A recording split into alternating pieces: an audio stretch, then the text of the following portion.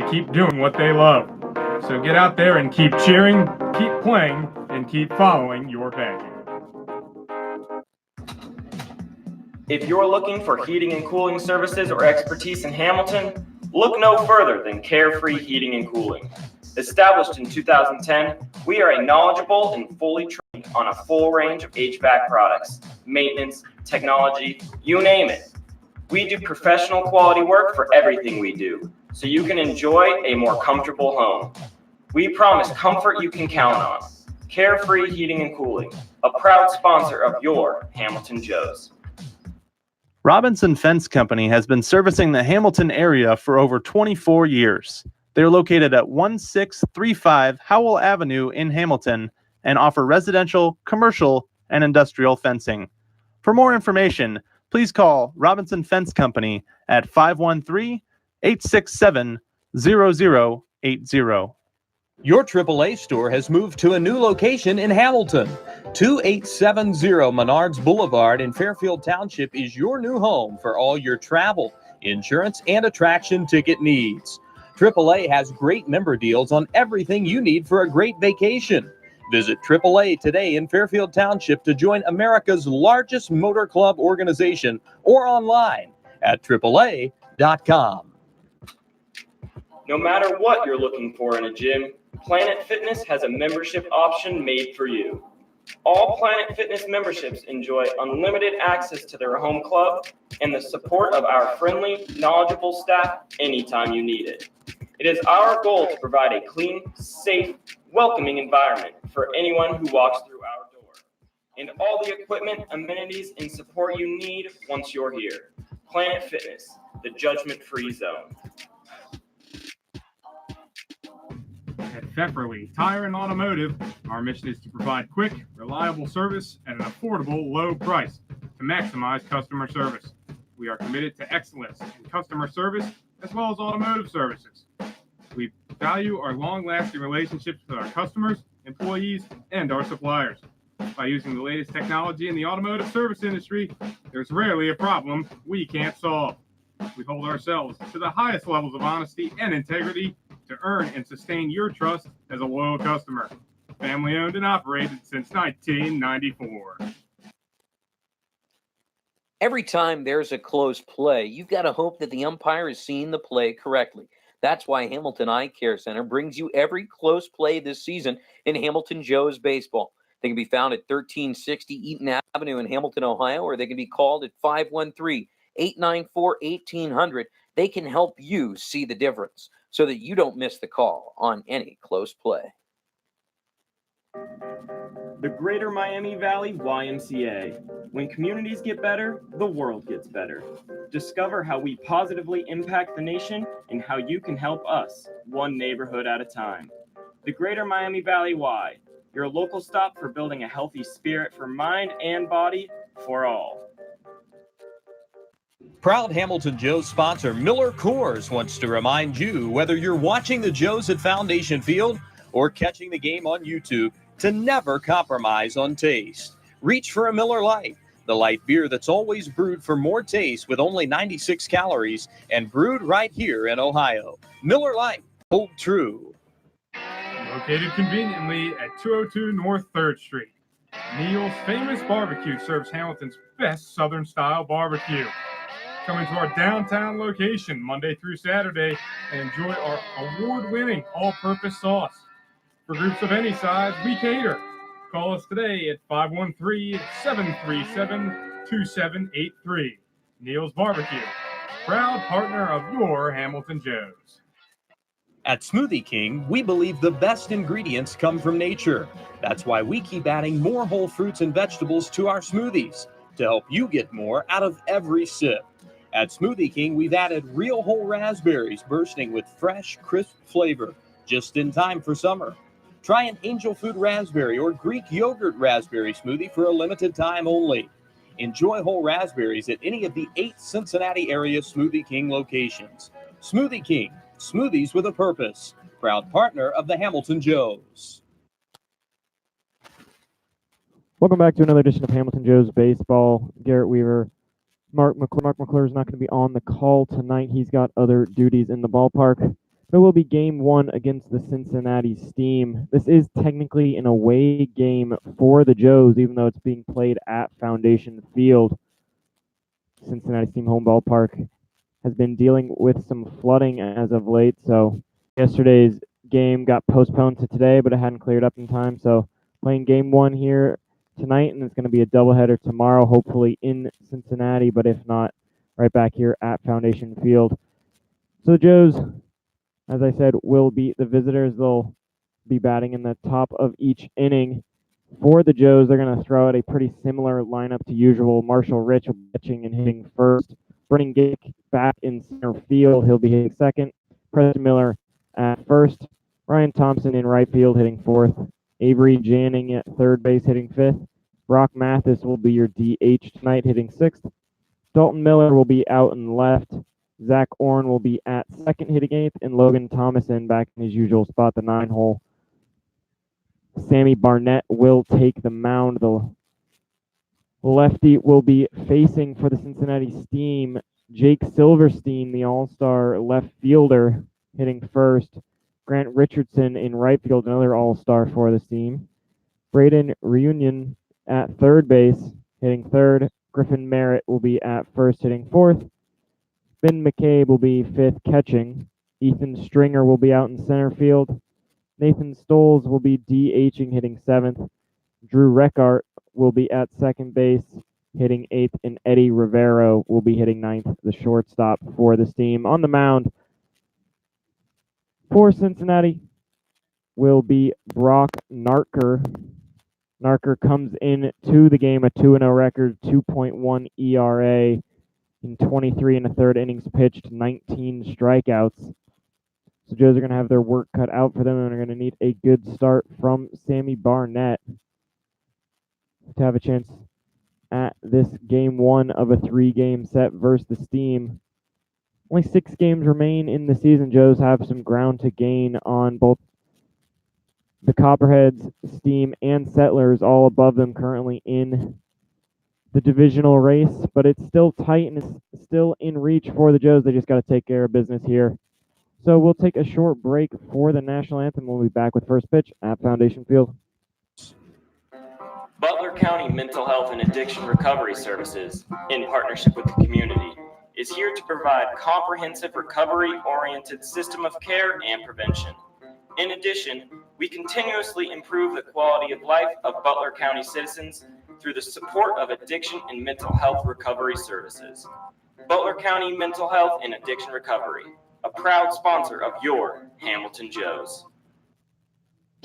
Queen City Hospice is your local, independently owned and operated center that is dedicated to providing patient-centered care and support to residents of the greater Cincinnati area in whatever place they call home.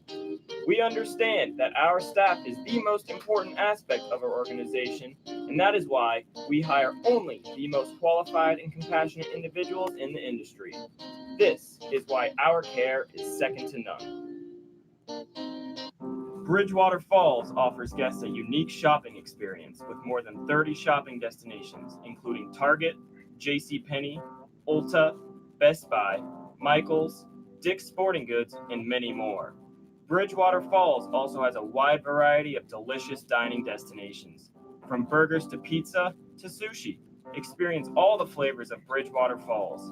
Bridgewater Falls is located just off the Butler County Veterans Highway, Ohio 129, at the corner of Princeton Road and Bypass 4. Come experience a great shopping, dining, and services in the heart of Fairfield Township, Ohio. At Brown Dawson Flick Funeral Home, we don't just care for the recently departed. We serve those who held them most dearly. Our families have known since 1935 that they can count on our honest and respectful staff to provide only the highest level of service. The kind of service that you can't get just anywhere these days. We invite you to explore our site to learn more about Brown Dawson Flick Funeral Home at browndawsonflick.com, a proud sponsor of your Hamilton Joes. United Floor Fashions has a dedication to the kind of craftsmanship and attention to detail that has earned it a reputation for people and products that you can rely on year after year. United Floor Fast. People you can trust, products you can rely on, prices you can afford, and installation that's unsurpassed. Richard's Pizza is one of Hamilton, Ohio's most favorite spots, bringing you Richard's famous steak sandwiches since 1955 and a proud supporter of your hometown Hamilton Joe's. Whether it's pizzas, salads, pastas, or a little bit of fudge for dessert, Richard's Pizza has it all for you and your family. Though founded in just 2015, Aspen Roofing and Siding has firmly planted its name within the tri-state community. Our rapid growth is a direct reflection of our high standards and core values, as they are implemented on and off the job site. A step above the rest is not just a slogan, but a way of life. We exist to protect and enhance your home, which is your most valuable investment. Founded on family values, 4-Star Mechanical is dedicated to providing a seamless solution to your mechanical concept or crisis. Our staff is trained on the latest technologies and safety practices to ensure that every individual benefits from being part of the 4-Star Mechanical team. 4-Star Mechanical, a proud sponsor of your Hamilton Joes. In its 70th year of operation, All Wealth Federal Credit Union is proud to partner with Hamilton's hometown baseball team. All Wealth is Hamilton's only homegrown credit union, ready to assist with all of your financial needs. Their friendly staff are here to help the residents of Hamilton and Butler County live the American dream. Visit allwealth.org today and see how you can hit a financial home run with All Wealth.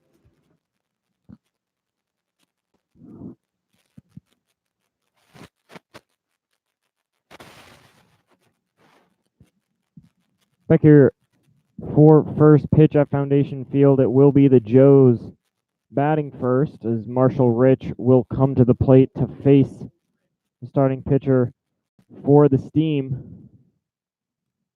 Marshall's been hitting the ball really well as of late. The second half of the season's been definitely his strongest, as flirted right around the 300 mark for about the past 2 weeks, sitting at 288 right now. Really found a spot leading off every day for this team, and he's first pitch swinging here, and it's a fly ball to right. Grant Richardson is under it, and he'll make the catch for out number one. So something we don't see too often. Marshall Rich swinging at the first pitch. He pops out there. It'll be Brennan Gick coming to the plate for his first at bat. Brennan missed a couple games, but he's back in the lineup here. Was away from the team for latter half of last week, but glad to have him back in his typical center field role. First pitch he sees here is outside, ball one.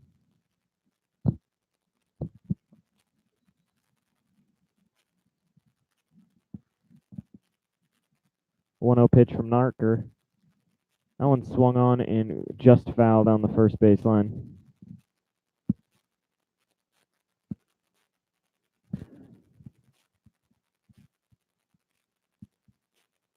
Narker, a pitcher at Wright State,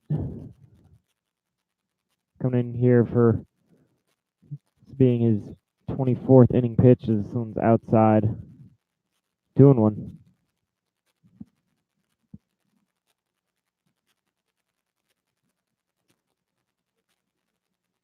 And the 2-1. This is swung on and right back at Narker. Good job by him getting the glove on the ball, and he'll just flip over to first for an easy out number two. One was hit pretty hard right at Narker's legs, but he was able to get the glove down there in time. So it'll be Preston Miller with 2 outs, nobody on here in the top of the first inning.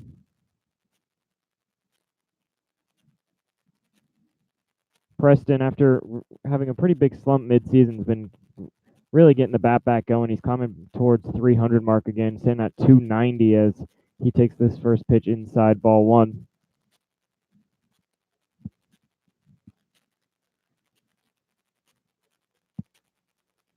The 1-0 pitch.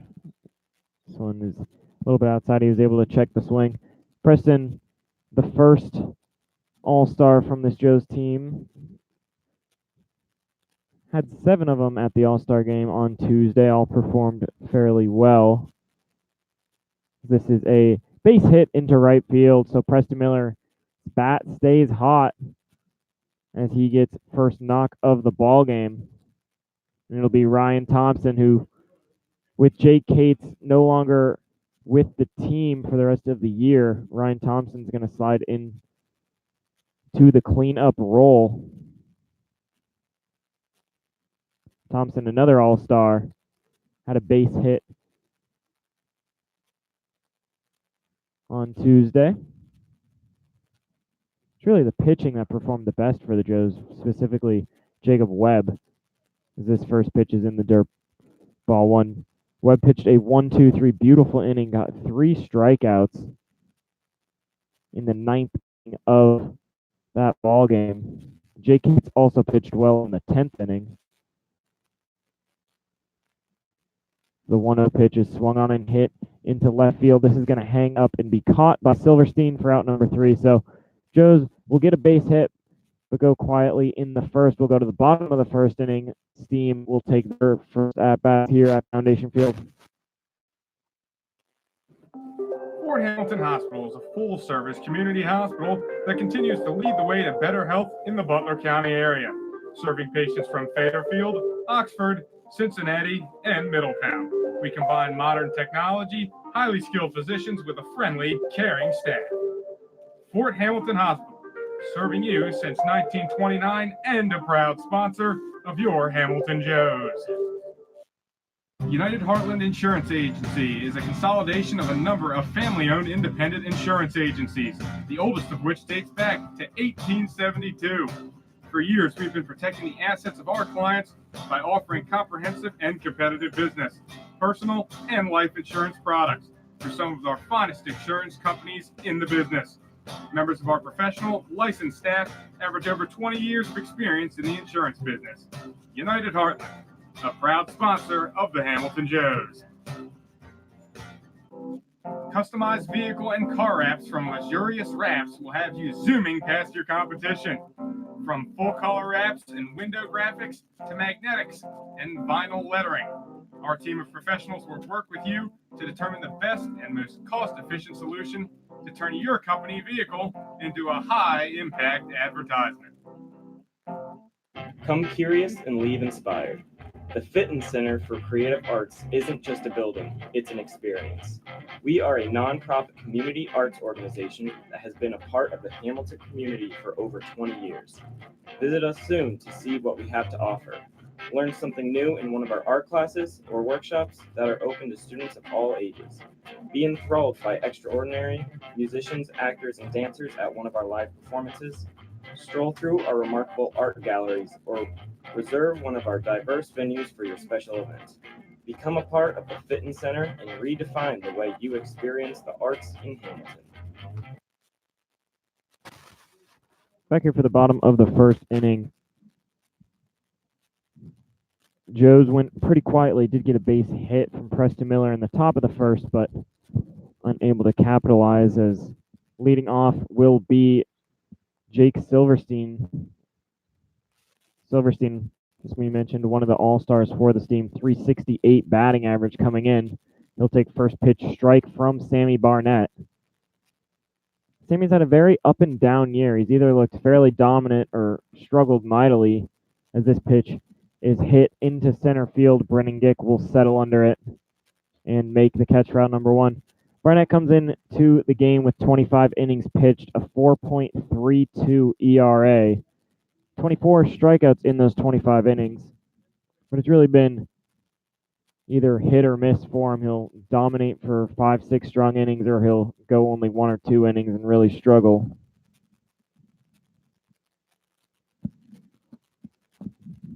First pitch here to Richardson is outside, ball 1. Grant Richardson, another all-star for this team. He's hitting 321. This pitch misses, 2-0.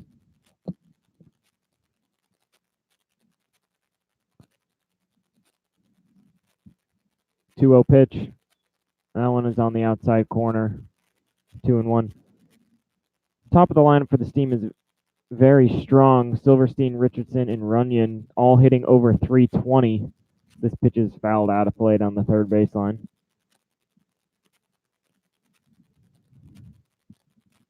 They had another huge bat in towards the top of the lineup, Eddie Persinger. He led the league in home runs, but he's done for the year. So they're going to have to rely on some of their other power guys. As 2-2 pitches a ground ball to Logan Thomas, and he'll field it on 2 hops and on to first in time for out number 2. So it'll be Braden Runyon with 2 outs and nobody on. Sammy Barnett's looked fairly strong here. It's usually pretty indicative, his first inning of work, what his start's going to be like, as this pitch is on the inside corner, called strike 1. We've seen starts where he's only gotten not even out of the first inning. The 0-1 pitch is in there, called strike 2. But he's ahead here on Runyon, 0-2, 2 outs, nobody on.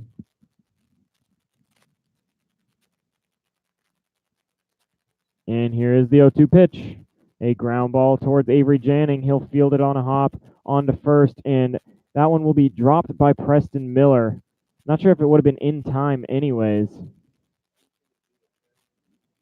going to go as a base hit because Runyon runs really well, and that was a pretty slow chopper towards Janning. He would have been a bang-bang play at first no matter what, so it'll be a 2-out base hit. And it will bring up Griffin Merritt, cleanup hitter for Steam.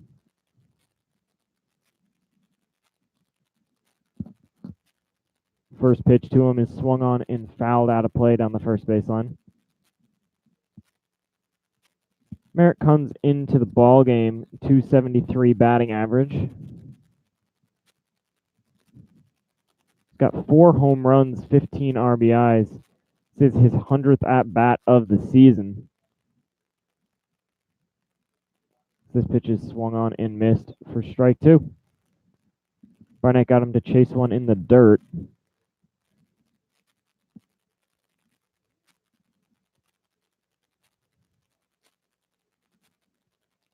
Instead of another batter, 0-2. And here is the 0-2 pitch upstairs, 1-2.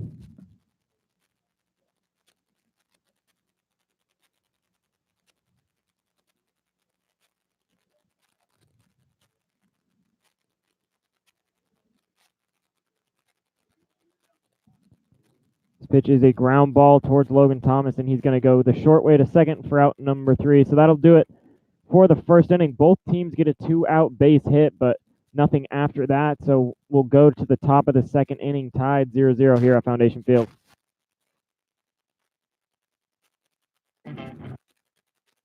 M&G Body Shop is your one-stop shop for car repair.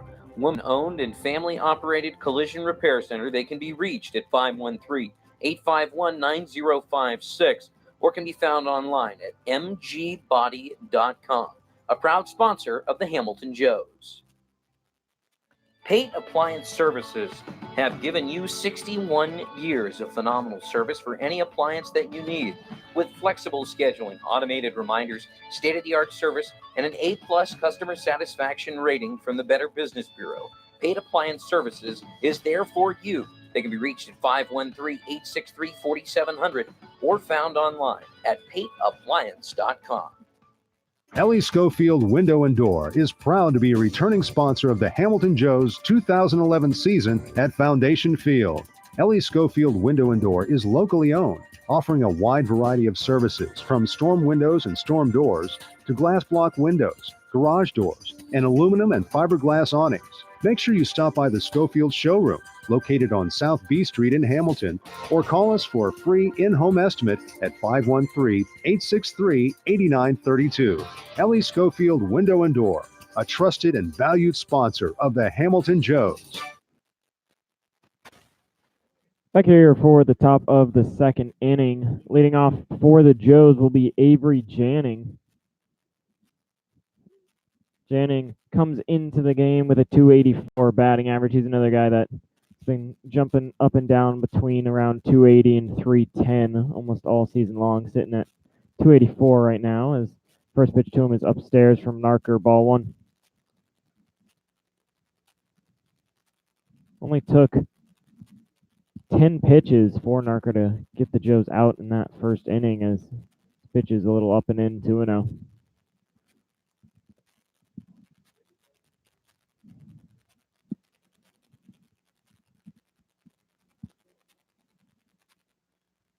Two-0 pitch is swung on and hit into pretty deep center field. Stringer's going back, and he'll make the catch. A couple steps in front of the warning track, so Jen got a decent amount of barrel on that one, but right at the center fielder for out number 1. So it'll bring up the all-star catcher, Brock Mathis. Mathis really looking to get it going. He's struggled as of late. 242 batting average. It's really been the strikeouts and the pop-outs for Brock as he swings at the first pitch here, and this is a base hit down the left field line. That's going to be extra bases as Mathis will have himself a stand-up double with 1 out here in the second inning. So Mathis trying to get a little something going, get the Joes out to an early lead. Second hit of the ball game for Hamilton as Dalton Miller, who's getting the start tonight in left, come to the plate. Dalton's been flirting around the Mendoza line. It's not too indicative of how hard he's been hitting the ball, just been getting a little unlucky at times with it being hit right at people as the first pitch is up and in, ball 1. You got your 7, 8, and 9 guys in the lineup right now. Like to see Dalton at minimum advance Brock to third. First pitch he'll swing at, and this is hit pretty well into left center field. Silverstein and Stringer are going out there, and this ball is gone! Dalton Miller, home run! Ball just kept carrying and carrying out here at Foundation Field, and a huge home run for Dalton Miller, his second of the year. That ball was hit hard and just kept going. There's really no wind to speak of. Dalton just clipped it. And it's a huge 2-run home run to get the Joes out to an early lead. Off the bat, you did not think that was going to carry, but went all the way out to deep left center field, and it'll be Zach Orn now at the plate with 1 out, 2 runs home. First pitch to Orn is on the outside corner, strike 1.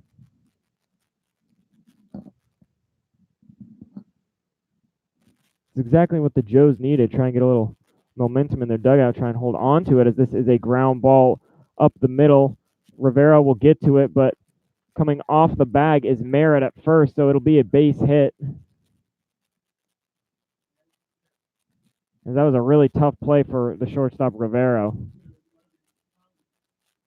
So an infield single. And it is the 9-hole hitter, Logan Thomason. Joe's already with 4 hits tonight.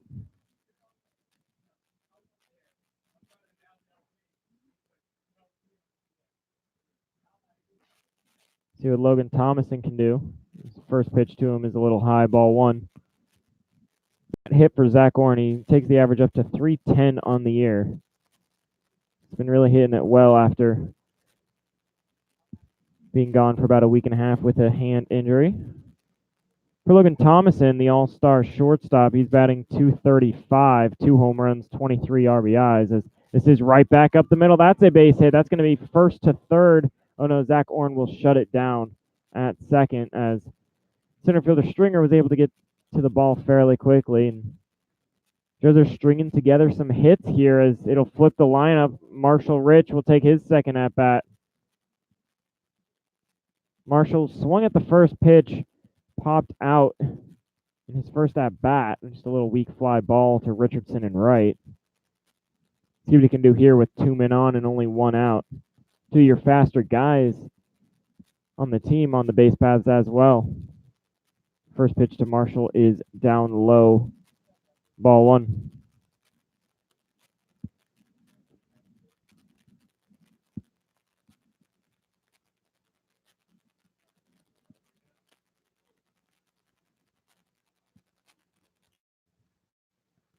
1-0 pitch is way up and in. Marshall has to duck out of the way.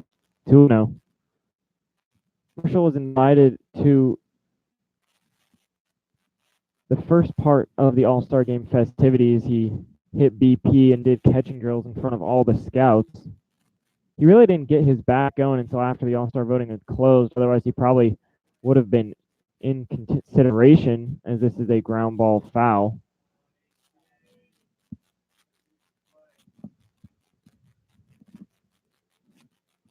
Count moves to 2-1 on Marshall. Rich, not a big power guy, no home runs on the year, but really just hits the ball to all fields and looking to get the RBI numbers up here. Only has 5 on the year. This pitch is low, 3-1. He might get something to hit. Snarker's really struggling in this inning.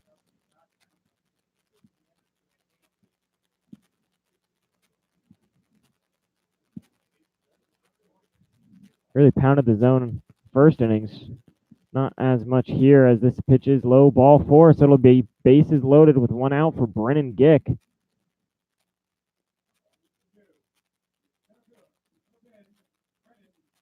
Narker now has more balls than strikes thrown through 25 pitches. 13 balls to 12 strikes.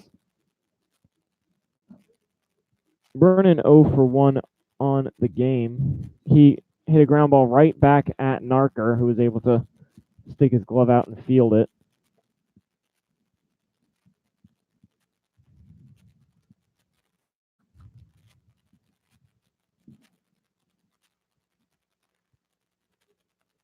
Narker struggling mightily here, trying to work himself out of a jam. He's already given up the 2-run home run. His first pitch is outside. 1-0 to Gick.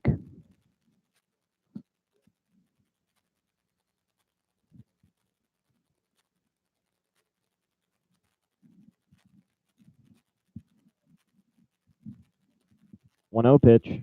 This one just high. 2-0.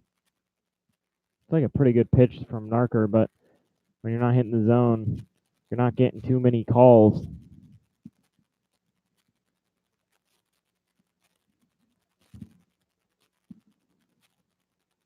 Two-0 pitch. This is swung on in a ground ball back to the first base, and he's going to come home with it to get the force and on to first in time for the double play. A 3-1-3 double play. Not too often you see one of those, but really good job by Griffin Merritt to turn it, and it'll get Narker out of the jam. He does give up the 2-run home run, but leaves the bases loaded. So Joes take a 2-0 lead here heading into the bottom of the second inning. At Smoothie King, we believe the best ingredients come from nature. That's why we keep adding more whole fruits and vegetables to our smoothies to help you get more out of every sip. At Smoothie King, we've added real whole raspberries bursting with fresh, crisp flavor just in time for summer. Try an angel food raspberry or Greek yogurt raspberry smoothie for a limited time only. Enjoy whole raspberries at any of the 8 Cincinnati area Smoothie King locations. Smoothie King, smoothies with a purpose. Proud partner of the Hamilton Joes.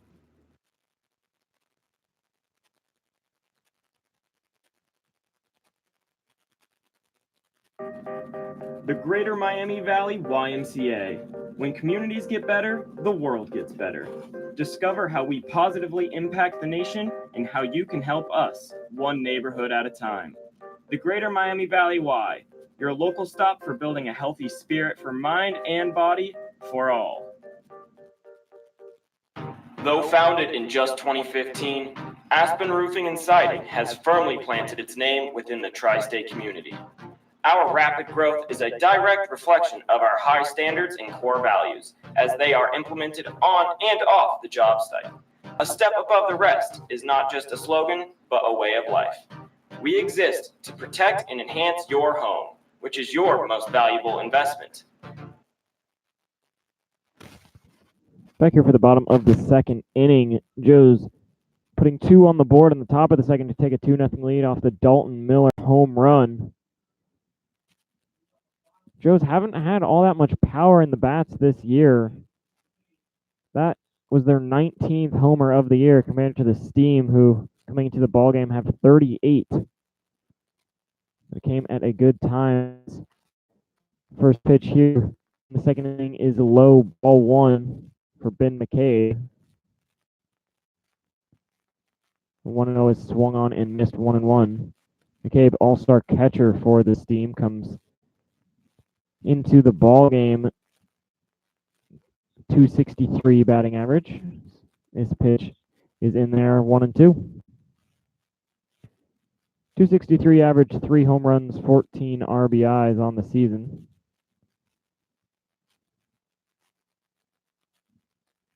Ball up and in, 2-2.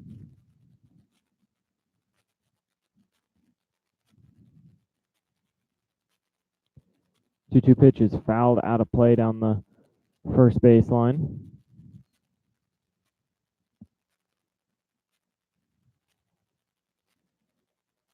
Pretty decent crowd here at Foundation Field, especially for a game that wasn't even supposed to be here until pretty recently. It's Ben McCabe swings and misses for the strikeout. First out of the inning.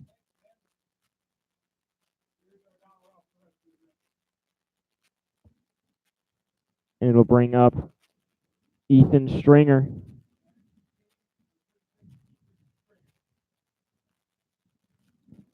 Stringer's in center field tonight for the Steam. This is his 40th at-bat of the season. First pitch to him is in there for called strike one.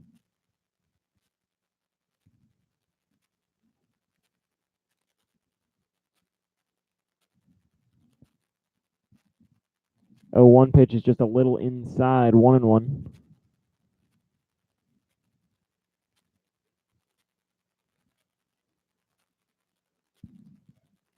This one is way inside and bounces. Goes all the way to the backstop. 2-1.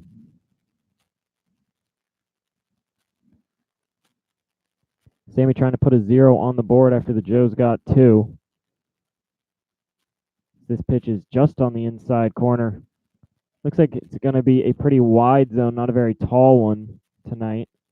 Count moves to 2-2. And here is the 2-2 pitch, swung on a ground ball right back towards the Joes dugout, so Stringer will stay alive.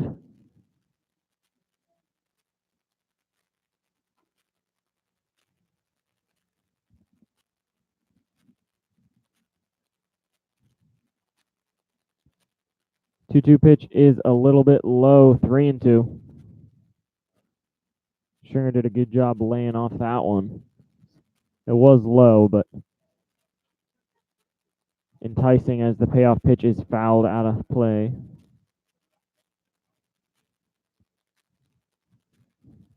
So count will remain full here with 1 out in the bottom of the second inning.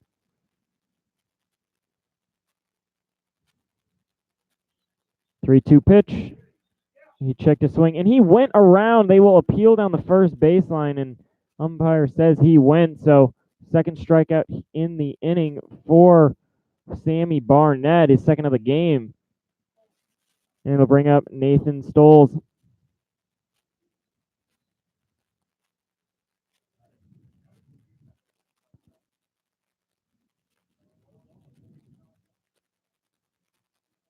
First pitch to Stoles is in there for called strike one.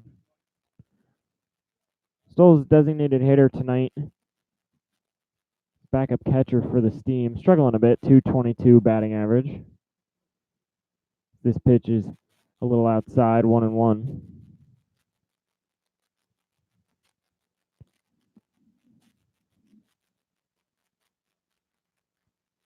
And the 1-1 pitch is a ground ball right back to Sammy. He'll field it on a hop and throw on to first in time for a nice 1-2-3 second inning. So we'll go to the top of the third. Joes still lead 2-0.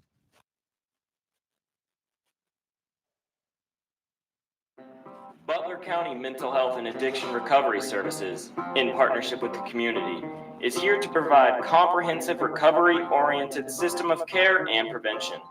In addition, we continuously improve the quality of life of Butler County citizens through the support of addiction and mental health recovery services. Butler County Mental Health and Addiction Recovery, a proud sponsor of your Hamilton Joes. At Brown Dawson Flick Funeral Home, we don't just care for the recently departed. We serve those who held them most dearly. Our families have known since 1935 that they can count on our honest and respectful staff to provide only the highest level of service. The kind of service that you can't get just anywhere these days. We invite you to explore our site to learn more about Brown Dawson Flick Funeral Home at browndawsonflick.com, a proud sponsor of your Hamilton Joes. If you're looking for heating and cooling services or expertise in Hamilton, look no further than Carefree Heating and Cooling. Established in 2010, we are a knowledgeable and fully trained on a full range of HVAC products, maintenance, technology, you name it. We do professional quality work for everything we do, so you can enjoy a more comfortable home. We promise comfort you can count on. Carefree Heating and Cooling, a proud sponsor of your Hamilton Joes. Back here for the top of the third inning at Foundation Field, Preston Miller will lead off for the Joes. His first pitch to him, he's swinging, and it's a ground ball. A good diving stop by the third baseman on to first in time. Good stretch by the first baseman as well. So Miller swinging at the first pitch. Looked like it might have been an infield single, but a good play by Runyon and Merritt will get the first out. Runyon showing off his range as a third baseman, and Griffin Merritt, pretty good stretch as that ball is drifting towards the outfield side of the bag. So it'll be Ryan Thompson at the plate.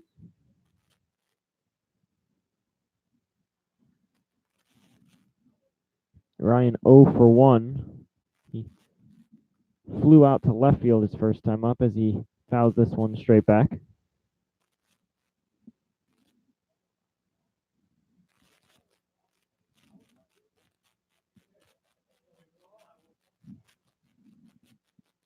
The 0-1 pitch. Little outside, 1-1.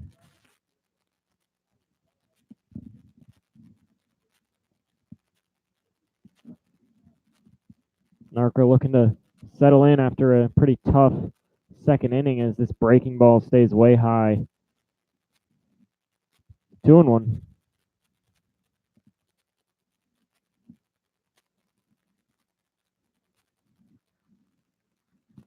And here is the 2-1 pitch to Thompson. Swung on a broken bat, little dribbler to Runyon at third. He'll charge it on to first, not in time. Good base hit there from Ryan Thompson, a little swinging bunt.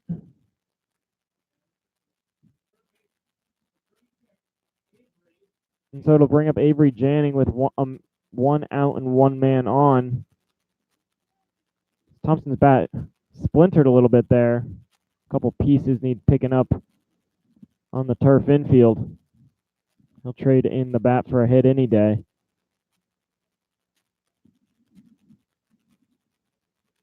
Avery Janning 0 for 1 on the evening. And Ryan Thompson's going first pitch.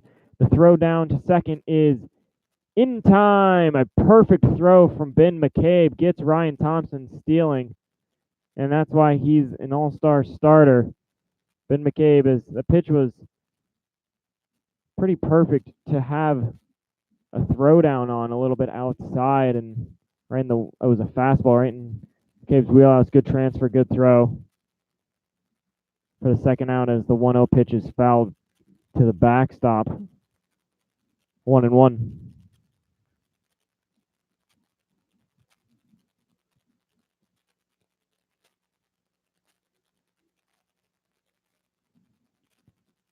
For Thompson, that was only his 6th stolen base attempt on the year. He's now 3-3.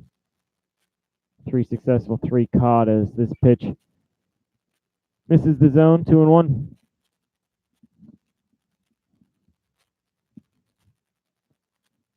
And 2-1 pitch swung on and missed. 2-2. So it looked like the Joes might have been getting a little something going off the Ryan Thompson infield single, but caught stealing. Now Avery Janning 2 strikes on him. 2-2 pitch just misses. It was a really good pitch from Narker. I think everyone thought that was a strike, but it'll move the count full. And here is the payoff pitch. Swung on and missed, so ends up being a semi 1-2-3 inning as Ryan Thompson reaches but gets caught stealing. So we'll go to the bottom of the third. Joe's still lead 2-0 here at Foundation Field. Your shirts, pants, sweaters, dresses, and anything else that is launderable is handled with care at the dry cleaning shop. Choose us and your whites will remain white and your colors vibrant without you needing to do any of the work. You can rely on us to help you look professional at the office or great for your night on the town. Have items that you need altered? We can take care of that too. Visit one of our 3 locations in Hamilton, Westchester, or Cincinnati to handle all of your laundry needs. No matter what you're looking for in a gym, Planet Fitness has a membership option made for you. All Planet Fitness memberships enjoy unlimited access to their home club and the support of our friendly, knowledgeable staff anytime you need it. It is our goal to provide a clean, safe, welcoming environment for anyone who walks through our door, and all the equipment, amenities, and support you need once you're here. Planet Fitness, the judgment-free zone. United Floor Fashions has a dedication to the kind of craftsmanship and attention to detail that has earned it a reputation for people and products that you can rely on year after year. United Floor Fashions, people you can trust, products you can rely on, prices you can afford, and installation that's unsurpassed. Your AAA store has moved to a new location in Hamilton. 2870 Menards Boulevard in Fairfield Township is your new home for all your travel, insurance, and attraction ticket needs. AAA has great member deals on everything you need for a great vacation. Visit AAA today in Fairfield Township to join America's largest motor club organization or online at AAA.com. Picking for the bottom of the third inning. First pitch to Drew Reckart is in there on the inside corner for called strike 1. This is Reckart's first at-bat of the season. That pitch misses to move the count to 1-1. Not too often you see a guy getting his first at-bat last week of the year, but with guys coming up and down and getting shut down as this pitch is in there for a strike 1 and 2. Guys getting shut down, it's not too uncommon, especially in summer ball. As the 1-2 pitch is inside 2-2. Joes have a guy on their roster that we may see tonight in a pinch hit capacity. That would be his first at bat of the year. This is the first game with the team as 2-2 is fouled out of play. That would be Mike Sears. Going into his junior year, he's going to be transferring to NKU, so maybe we'll see him at some point. Hit 18 home runs this past year at Sinclair, so he's a pretty powerful bat, as this 2-2 is a foul ball right back into the Joes dugout.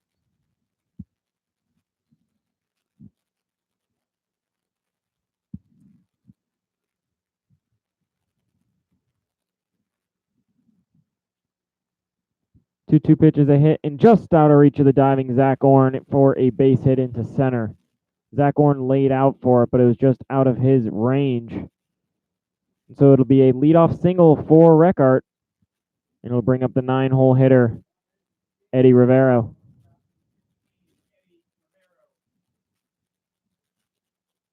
Rivero comes into the ballgame, .256 batting average.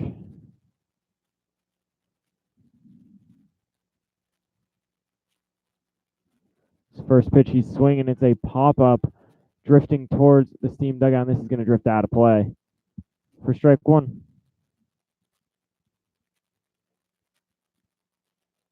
Rivero, not a big power guy. No home runs on the year. Does have 3 doubles, but he's walked 16 times. He's a pretty fast guy. Has 7 stolen bases on the year. So the shortstop hitting in the 9-hole here with a man aboard, nobody out. The 0-1 pitch is a ball hit over the head of Zach Orn. That's going to be a base hit. Reckart's going to go first to third as Ryan Thompson will field it in right and hit the cutoff man. So it'll be runners on the corners with nobody out, and the top of the lineup coming up. Sammy Barnett looked really strong through the first 7 batters, but then the 8 and 9 hole get base hits off of him.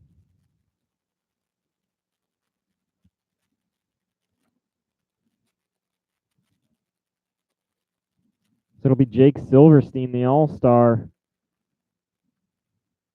Silverstein led off the All-Star game with a triple on the first pitch. The first pitch to him in this at-bat is outside, ball 1. Guy you want to be careful with, but you don't have anybody out and you got 2 men on, you still got to pitch him hard as it doesn't get easier. Another All-Star is right behind him in Richardson. The 1-0 pitch is a little bit high, 2-0, so looks like Barnett might be nibbling a little bit. Silverstein hit the ball pretty well, but it was a fly out to center.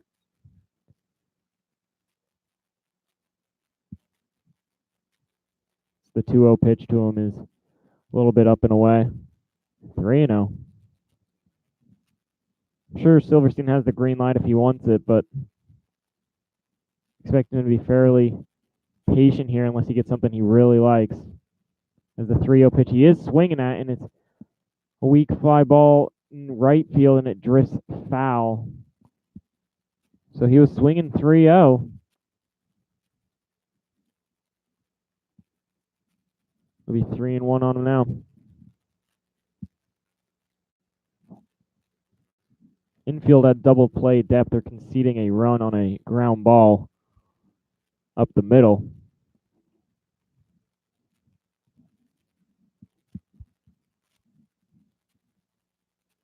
And the 3-1 pitch. This one swung on and foul. Oh, down the third baseline. He was just way out in front of. Got a lot of barrel on it, but pulled it way foul. So got to give a lot of credit to Sammy. He's worked this count full. He's behind 3-0.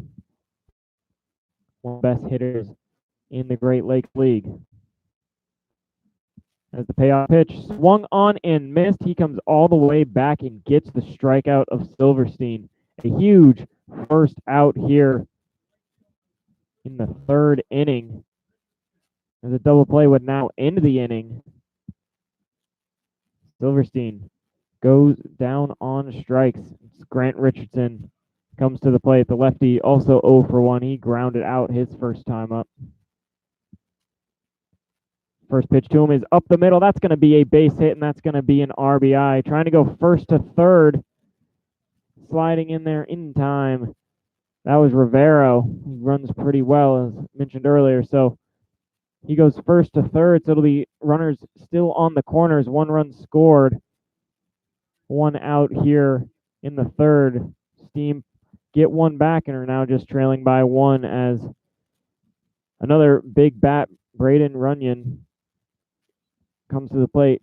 He singled in his first at-bat of this game, so see if Barnett can get him here as this pitch is swung on and hit into shallow center. Brennan Gick and Logan Thomason going out. Over the shoulder catch by LT. He'll throw home, and the throw is a little bit high as the runner will be able to tag and tie up this game.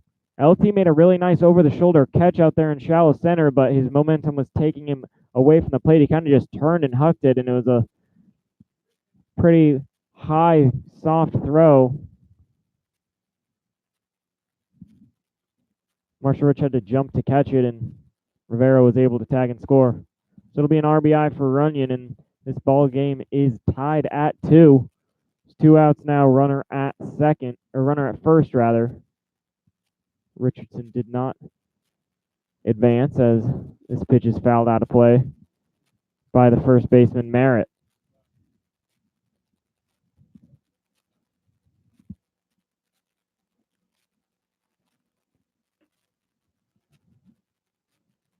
A 0-1 pitch. This one's in the dirt. Good block by Marshall.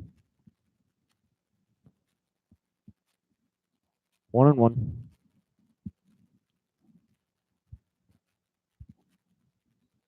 Ben McCabe is on deck if Merritt extends the inning. 1-1 pitch to him just misses. 2-1.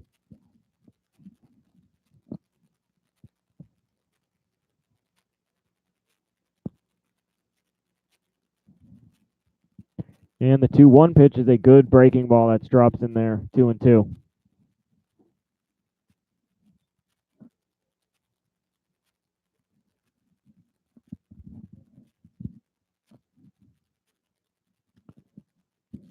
Two pitch. The runner's going. It's swung on and hit in the air. This one's going to be in foul territory. See if it'll stay in play. It will not for Dalton Miller.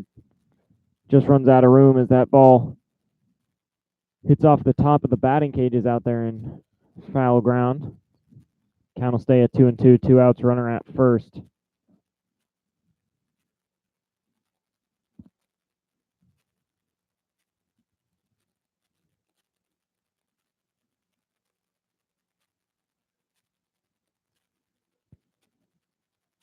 Here is the 2-2 pitch. This one swung on and hit pretty well into center. Brennan Gick ranging over, and he will make the catch to end the inning. But the Steam get 2 back and retie up this game. We got a new ball game going in the top of the 4th. Joe's Steam tied 2-2 here at Foundation Field. In its 70th year of operation, All Wealth Federal Credit Union is proud to partner with Hamilton's hometown baseball team. All Wealth is Hamilton's only homegrown credit union, ready to assist with all of your financial needs. Their friendly staff are here to help the residents of Hamilton and Butler County live the American dream. Visit allwealth.org today and see how you can hit a financial home run with All Wealth. Come curious and leave inspired. The Fitton Center for Creative Arts isn't just a building, it's an experience. We are a nonprofit community arts organization that has been a part of the Hamilton community for over 20 years. Visit us soon to see what we have to offer. Learn something new in one of our art classes or workshops that are open to students of all ages. Be enthralled by extraordinary musicians, actors, and dancers at one of our live performances. Stroll through our remarkable art galleries or reserve one of our diverse venues for your special event. Become a part of the Fitton Center and redefine the way you experience the arts in Hamilton. Fort Hamilton Hospital is a full-service community hospital that continues to lead the way to better health in the Butler County area, serving patients from Fairfield, Oxford, Cincinnati, and Middletown. We combine modern technology, highly skilled physicians with a friendly, caring staff. Fort Hamilton Hospital, serving you since 1929 and a proud sponsor of your Hamilton Joes.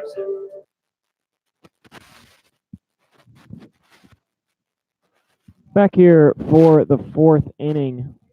Leading off will be Brock Mathis.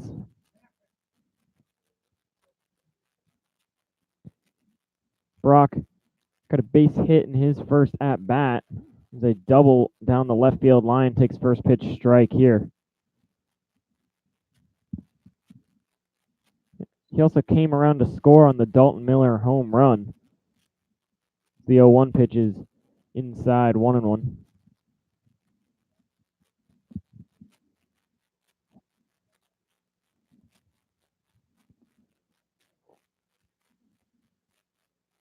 One pitch, swung on and missed. 1-2.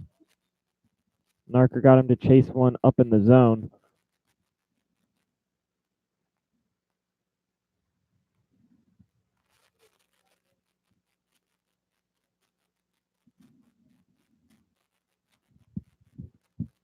See what Brock can do from behind in the count. 1-2 pitch. This one just misses. It's a pretty good pitch. It'll move the count to 2-2. Little Brock versus Brock here. Brock Mathis versus Brock Narker. As this 2-2 pitch just misses as well. So Narker is right around the zone, but not getting the call. That'll move the count full. And here is the payoff pitch, swung on foul. Mathis way out in front. So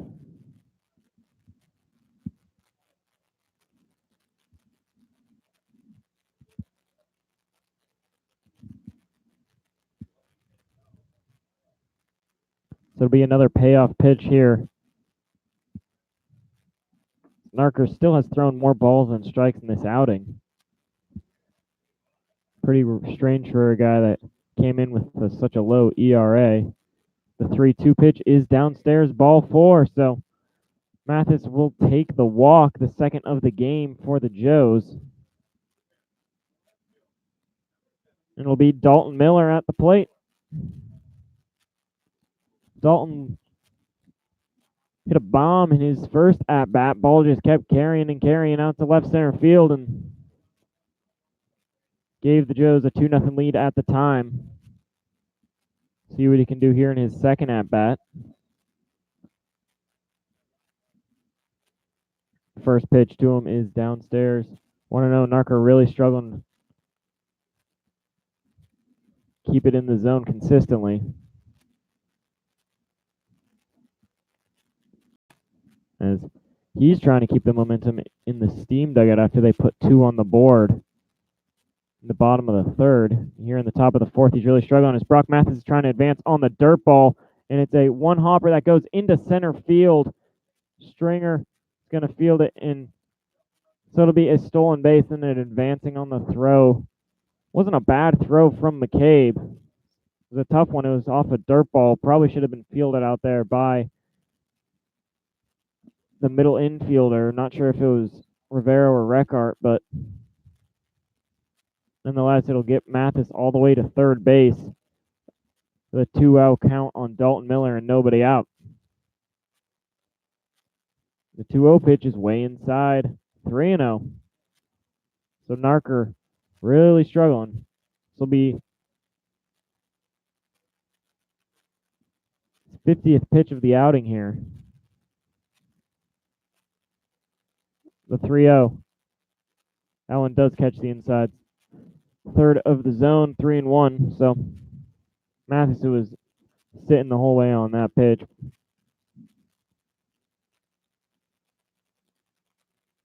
Or Dalton, rather, sitting all the way on that pitch. Now a 3-1 is swung at, and this is hit into right field. And that's going to be a base hit. Not a very good read by Richardson on it.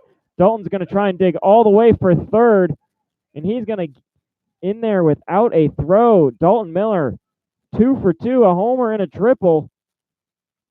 3 RBIs for him on the night. He is putting together quite a ball game as the Joes retake the lead. Still nobody out and a runner at third. It'll be Zach Orn. Richardson didn't really take a very good route to that. Probably could have cut it off and kept him to a double, but didn't get a good read and the ball went all the way to the wall. So see if Narker does against Orn as he's first pitch swinging, fouls it straight back. Orn, another guy with a base hit already on the night. Bottom of the lineup is just tearing it up. Bottom 4 guys all have base hits. Mathis 1 for 1 with a walk. Miller now 2 for 2. Orn 1 for 1. Thomason 1 for 1. As this pitch is hit pretty well into right field. Richardson didn't read that ball too well either, but he'll recover and make the catch at the warning track. But that's going to be an RBI for Zach Orn as Dalton Miller tags in scores. So Joes give up 2 in the third, get them right back here in the top of the fourth. Take a 4-2 lead.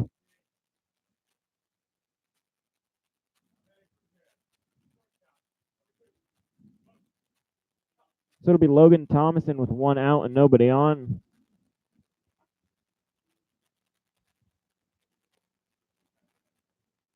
He singled in his first at-bat, and he squares to bunt here, but pulls it back. That pitch misses. 1-0.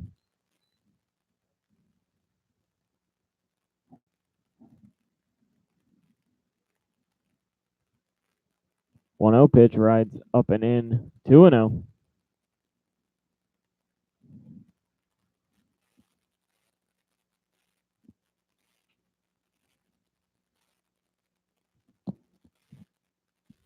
Pitch is in there at the top of the zone. 2-1.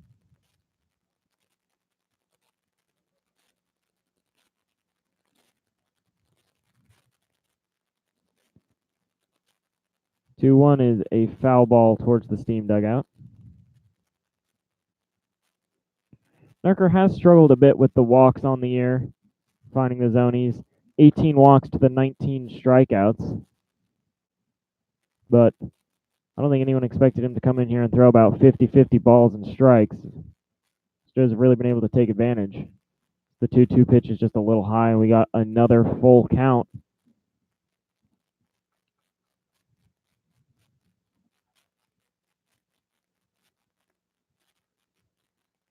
Payoff pitch from Narker. Swung on and hit pretty well into right field. Another tough play for Richardson. He'll range back and make the catch right at the edge of the warning track. So ball was hit pretty hard, but caught this time by Richardson. It'll be 2 outs for the leadoff man, Marshall Rich. Marshall 0 for 1 with a walk. Walked his last time up.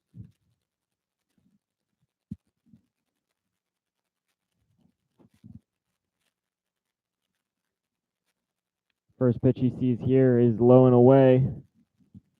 1-0.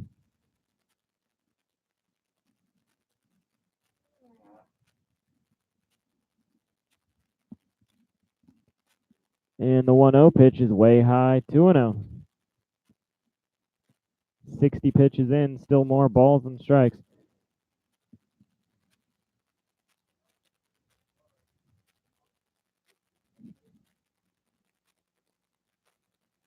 He's only walked 2 Joes, but getting behind in counts has hurt him as he's had to throw a lot of pitches. This one is called a strike, but pretty generous call there as pitch seemed pretty outside. Move the count to 2-1.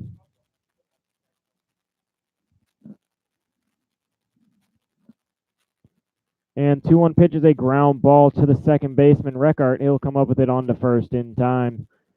But not before the Joes get 2 more. We'll go to the bottom of the 4th inning. Joes retake the lead 4-2 here at Foundation Field.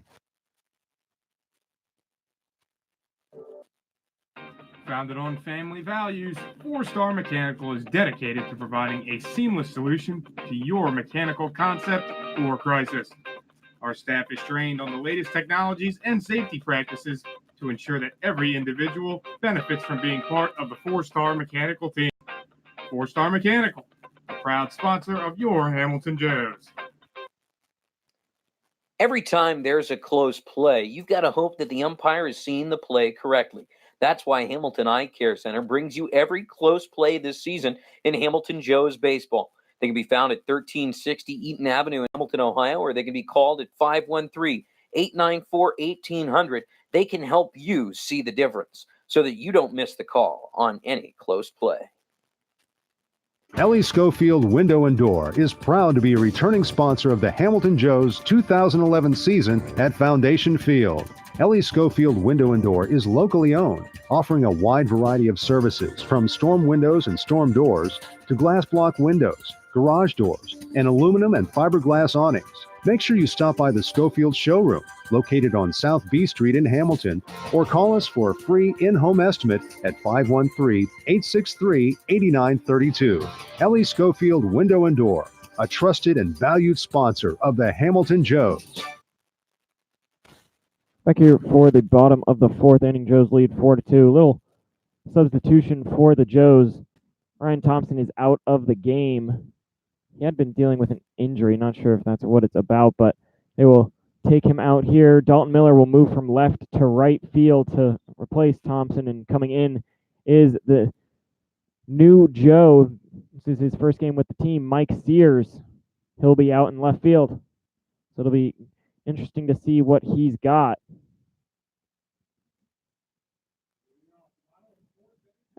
Leading off for the Steam will be Ben McCabe. McCabe 0 for 1 with a strikeout tonight.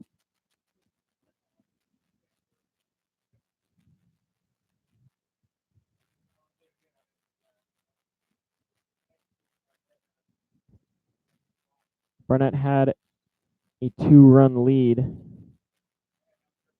And Steam were able to tie the game back up. He's got another 2-run lead here. See if he can put some zeros on the board.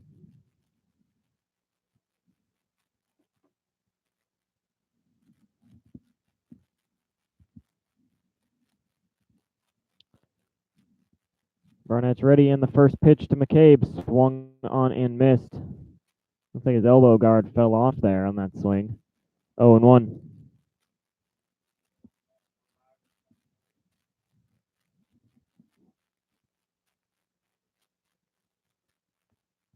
And the 0-1 pitch is on the inside corner, called strike 2.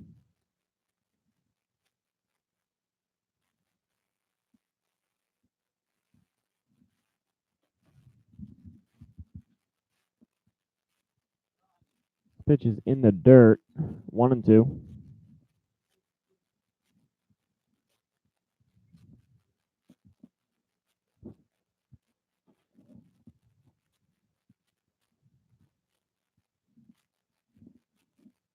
One-two pitch is swung on and missed. So McCabe goes down on strikes. His second strikeout in as many at bats. So good first batter for Sammy Barnett here in the 4th. As Ethan Stringer will come to the plate for his second at bat. He's also 0 for 1 with a strikeout.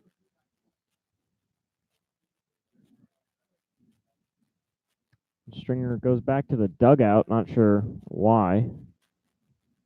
Maybe a pinch hitter for him.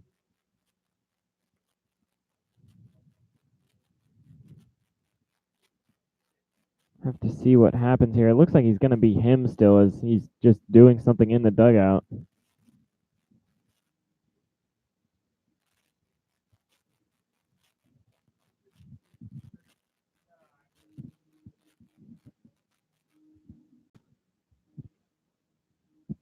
So I'll have to wait and see what Stringer's doing.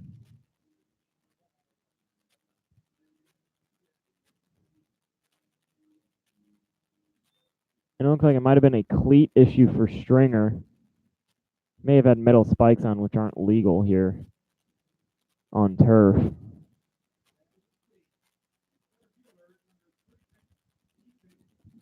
But whatever it was, he's got it fixed, and he's back in the batter's box as Barnett trying to work a quick 4th inning, keep the Joes with a 2-run lead.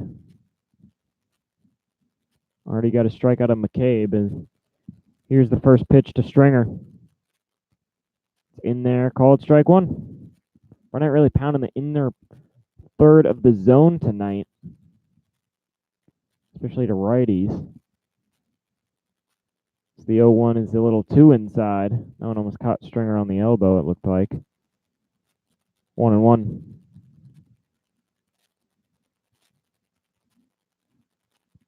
One pitch is a foul ball down the left field line. Barnett ahead in another count.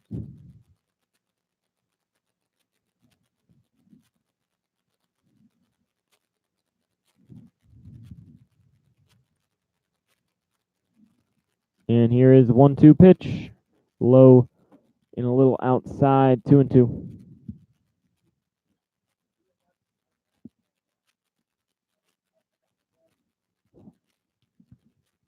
2-2 delivery is a little check swing. He did not go. He's called out on a check swing his first at bat, where they said he did go, but this time he holds up. It'll move the count full.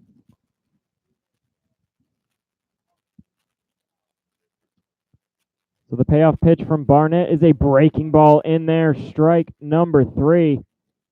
He's gotten McCabe and Stringer back-to-back strikeouts both times they've been at the plate tonight.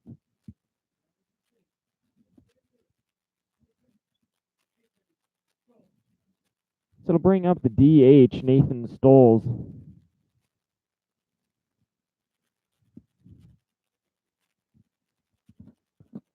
Stoles grounded out right back to Sammy in his first at-bat. First pitch he takes here, a little upstairs, ball 1.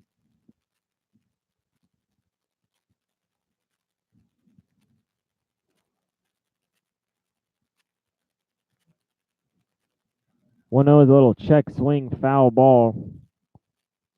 1-1.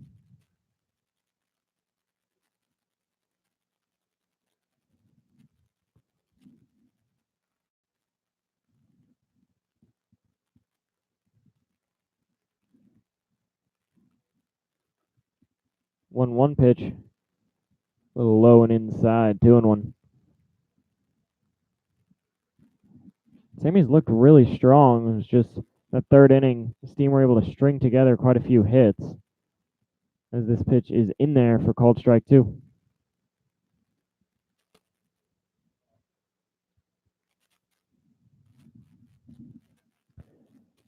So it's 2-2, 2 outs, nobody on here in the bottom of the 4th inning.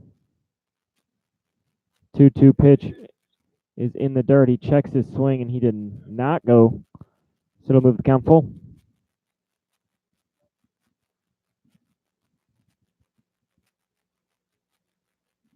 Burnett sitting at 69 pitches right now. This will be his 70th. And he gets the strikeout. Sammy Barnett strikes out the side. We'll go to the 5th inning. Joe's still lead 4-2 here at Foundation Field. M&G Body Shop is your one-stop shop for car repair. Woman-owned and family-operated collision repair center. They can be reached at 513-851-9056 or can be found online at mgbody.com. A proud sponsor of the Hamilton Joes. Proud Hamilton Joes sponsor Miller Coors wants to remind you, whether you're watching the Joes at Foundation Field or catching the game on YouTube, to never compromise on taste. Reach for a Miller Lite, the light beer that's always brewed for more taste with only 96 calories and brewed right here in Ohio. Miller Lite, hold true. Located conveniently at 202 North 3rd Street, Neil's Famous Barbecue serves Hamilton's best Southern-style barbecue. Come into our downtown location Monday through Saturday and enjoy our award-winning all-purpose sauce. For groups of any size, we cater. Call us today at 513-737-2783. Neil's Barbecue, proud partner of your Hamilton Joes.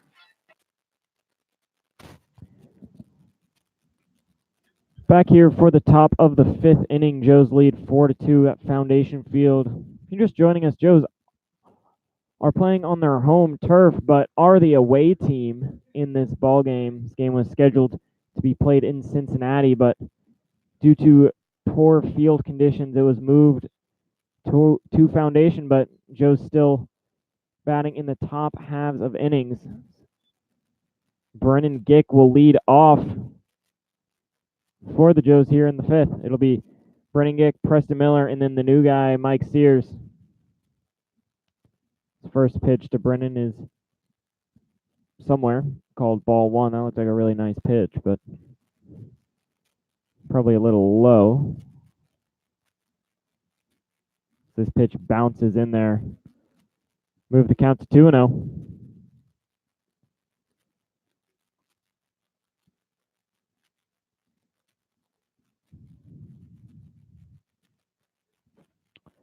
Steam do have some activity in their bullpen.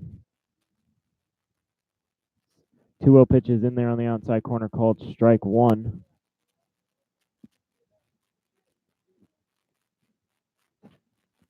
Looks like Evan Miller from Xavier is in the pen warming up. As the 2-1 misses low and away, 3-1. Narker continues to struggle. Looks like they might have to go to that pen a little earlier than I think they probably wanted to. The 3-1 is swung on and popped up in foul territory down third baseline, coming over, and no one's going to be able to make the catch. Silverstein overran it. The left fielder, Rivero, charging from short, almost made a basket catch, but I think everyone thought Silverstein had that ball. He just ran about 1.5 feet too far. It was Rivero, Runyon, and Silverstein all converging, but it'll move the count full, and Brennan stays alive.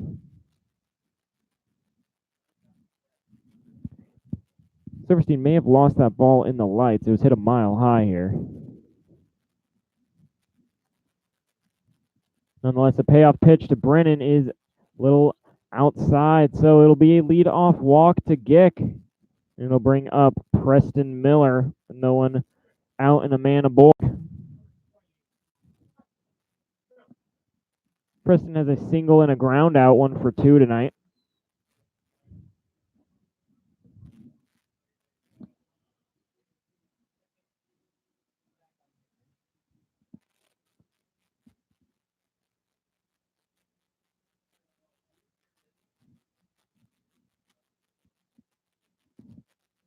Here's the first pitch to Miller inside, ball 1.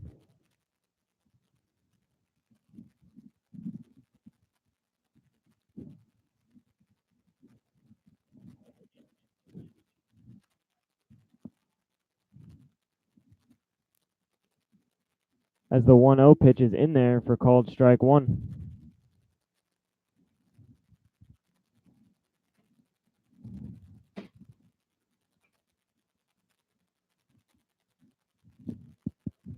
Sears on deck. Hopefully batting with a guy in scoring position. Minimum you want to see Miller advance Gick if he can. As ball's in the dirt. Gick's trying to advance. The throw from McCabe is in time. Joe's trying to get a little aggressive on the base pass. It worked for Brock Mathis. Not here is a perfect throw from Ben McCabe. Guns down Brennan Gick. So it'll be 1 out now with a 2-1 count on Preston. No one aboard. The 2-1 pitch is called strike on the inner corner. 2-2.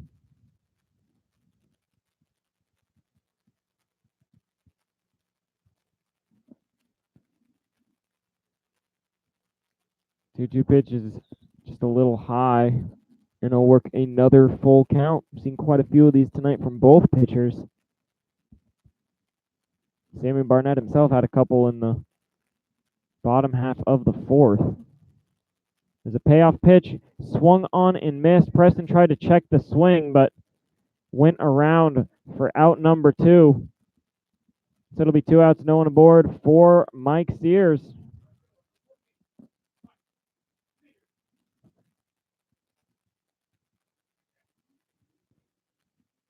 Sears, a 5'11 righty, transferring to NKU, originally from Cincinnati. You're seeing his first at bat for the Joes here with 2 outs, no one on. Top of the 5th inning. Sears came in for Ryan Thompson. The first pitch to him and bounces in there. 1-0. No word on why Thompson was pulled yet. I'll try and get that information for you guys.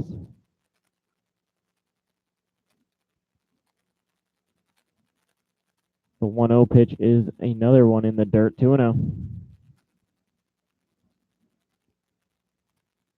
Bullpen is ready for the steam if they need it, but they're really wanting Narker to get out of this 5th inning. 2-0 pitches on the inner corner, 2-1.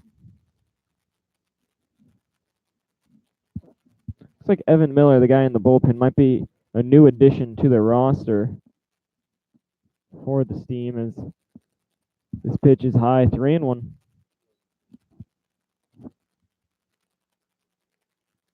It would be his first appearance of the year if he came in to pitch in this ball game. But for now, it's Narker versus Sears, and Sears is ahead 3-1. 3-1 pitch, bounces about 1.5 feet in front of the plate, so in his first at bat, he draws a walk. I don't know if he even took the bat off his shoulder in that 5-pitch walk, but he will take it as it put a runner aboard for Avery Janning here with 2 outs in the 5th. Face Narker, the entire infield coming in. And they are going to take the ball from him. So it'll be a new pitcher here with 2 outs in the 5th. Narker unable to finish 5. He'll end up going 4 2/3. Still responsible for the runner at first. Take a short break for the pitching change here at Foundation Field. Pate Appliance Services have given you 61 years of phenomenal service for any appliance that you need. With flexible scheduling, automated reminders, state-of-the-art service, and an A+ customer satisfaction rating from the Better Business Bureau, Pate Appliance Services is there for you. They can be reached at 513-863-4700 or found online at pateappliance.com. At Pfefferly Tire and Automotive, our mission is to provide quick, reliable service at an affordable, low price to maximize customer service. We are committed to excellence in customer service as well as automotive services. We value our long-lasting relationships with our customers, employees, and our suppliers. By using the latest technology in the automotive service industry, there's rarely a problem we can't solve.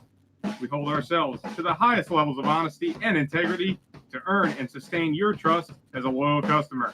Family owned and operated since 1994. Richard's Pizza is one of Hamilton, Ohio's most favorite spots, bringing you Richard's famous steak sandwiches since 1955 and a proud supporter of your hometown Hamilton Joe's. Whether it's pizzas, salads, pastas, or a little bit of fudge for dessert, Richard's Pizza has it all for you and your family. Robinson Fence Company has been servicing the Hamilton area for over 24 years. They're located at 1635 Howell Avenue in Hamilton and offer residential, commercial, and industrial fencing. For more information, please call Robinson Fence Company at 513-867-0080. At Smoothie King, we believe the best ingredients come from nature. That's why we keep adding more whole fruits and vegetables to our smoothies to help you get more out of every sip. At Smoothie King, we've added real whole raspberries bursting with fresh, crisp flavor just in time for summer. Try an angel food raspberry or Greek yogurt raspberry smoothie for a limited time only. Enjoy whole raspberries at any of the 8 Cincinnati area Smoothie King locations. Smoothie King, smoothies with a purpose. Proud partner of the Hamilton Joes.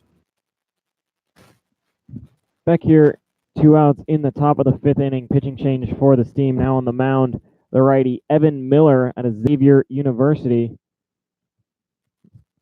From his warm-up pitches, he's a pretty hard-throwing righty.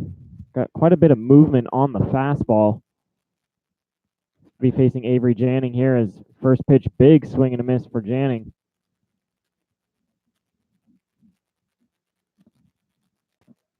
Oh, 1.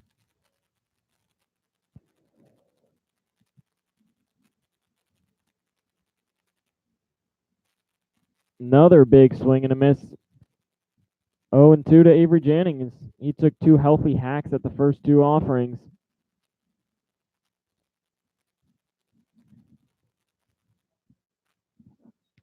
See if Miller goes to a breaking ball here. Head 0-2. He sticks with the fastball and gets the strikeout on 3 pitches. So Evan Miller comes in and looks pretty strong. Gets a 3-pitch K of Avery Janning. So we will go to the bottom of the 5th. Joe's lead 4-2 here at Foundation Field.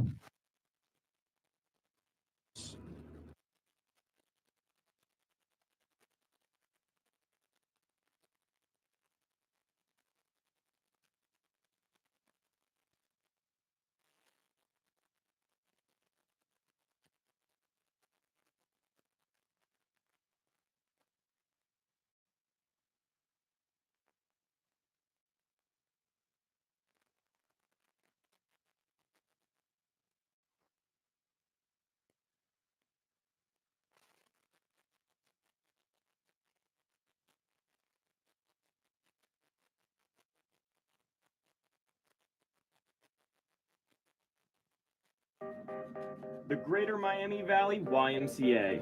When communities get better, the world gets better. Discover how we positively impact the nation and how you can help us, one neighborhood at a time. The Greater Miami Valley Y, your local stop for building a healthy spirit for mind and body for all. Though founded in just 2015, Aspen Roofing and Siding has firmly planted its name within the tri-state community. Our rapid growth is a direct reflection of our high standards and core values as they are implemented on and off the job site. A step above the rest is not just a slogan, but a way of life. We exist to protect and enhance your home, which is your most valuable investment. Back here for the bottom half of the 5th inning. Garrett Weaver on the call as Sammy Barnett will stay on the mound for the Joes. He's only given up 4 hits through 4. He'll step off and regather himself.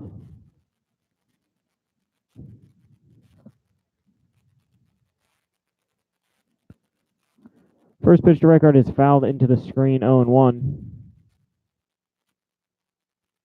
Drew is 1 for 1 tonight with a run scored. Singled back in the 3rd inning. As this pitch, he checks his swing and did not go as they appeal down the first baseline. 1-1.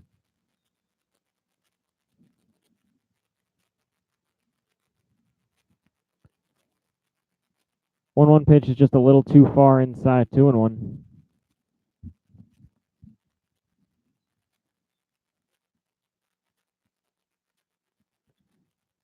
74th pitch on the way for Sammy Barnett, and it swung on a hit pretty well into center field. Brennan Gick is going to have to play this one off the top of the wall. That ball was absolutely obliterated into center field. That went off of the wall about 25 feet up. The record is a huge leadoff double. That's the farthest ball we've actually seen hit to center field this year. Only one to go that high off the wall. He absolutely hammered that to the 390 center field wall. So he's 2 for 2 on the night, and it'll bring up Eddie Rivero. Rivero also 1 for 1 with a single and a run scored.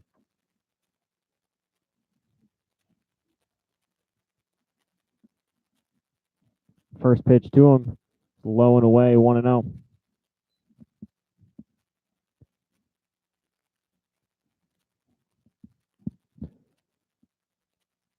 Joes were able to take 2 of 3 versus the Steam the first time these teams met, as this pitch is upstairs 2-0.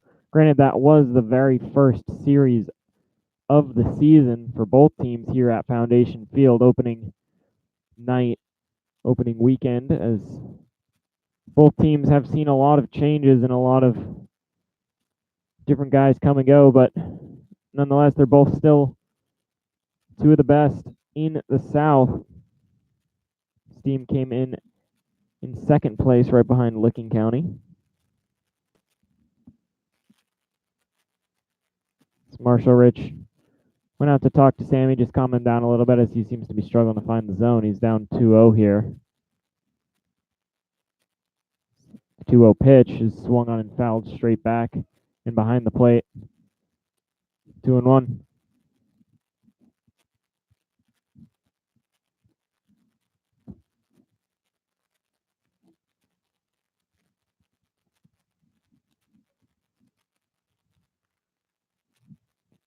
Burnett trying to work himself back in the count. 2-1 pitch swung on and missed.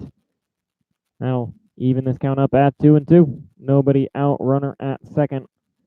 Record led off the inning with a double.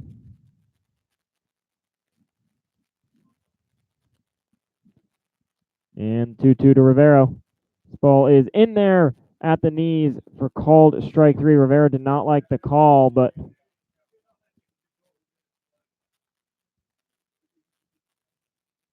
he will head back to the dugout a little disappointed as first out of this inning. Home plate umpire was having none of it, just sent him right back to the dugout. And so it'll be Jake Silverstein, who's 0 for 2 tonight, but he really is the best bat in this lineup. His first pitch to him is in the dirt, good block by Marshall, 1-0. Silverstein flew out to center and struck out.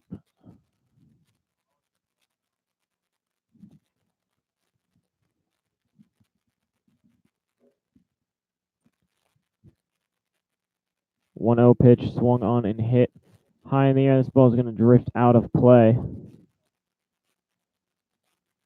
1-1.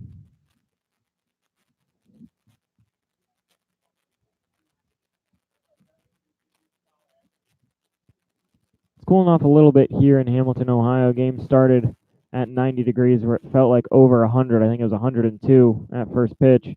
Right now it's sitting at 85 as this is swung on and missed 1-2. Sitting at 85 feels like 95. still a scorcher. The sun has gone down, so hopefully that helps these guys out a little bit. Tomorrow there is a scheduled doubleheader.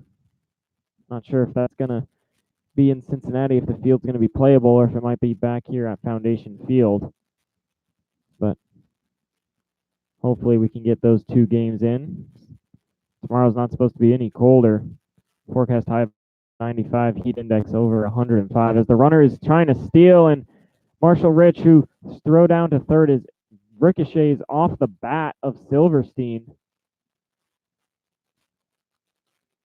That's pretty bad luck there from Marshall. Wasn't the best jump in the world by Reckart, and Reckart's not the quickest guy on the team, but nonetheless he'll steal third. Count moves to 2-2.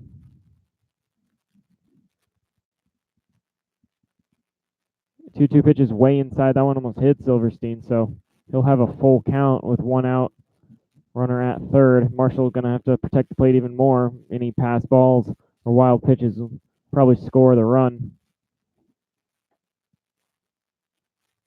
But he's got the count full here. 3-2 pitch.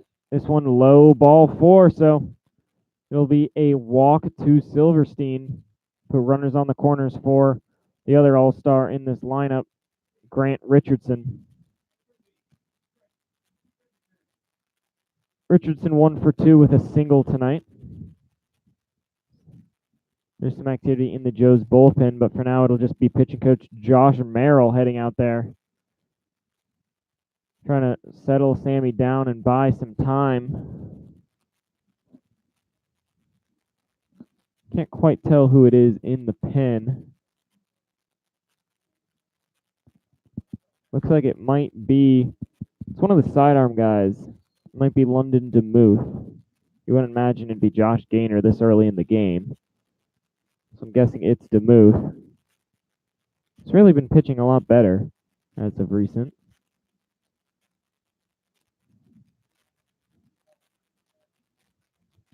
The meeting is done, so it'll be Sammy to face Grant Richardson. Runners on the corners, 1 out here in the bottom of the 5th inning. Joe's with a 2-run lead.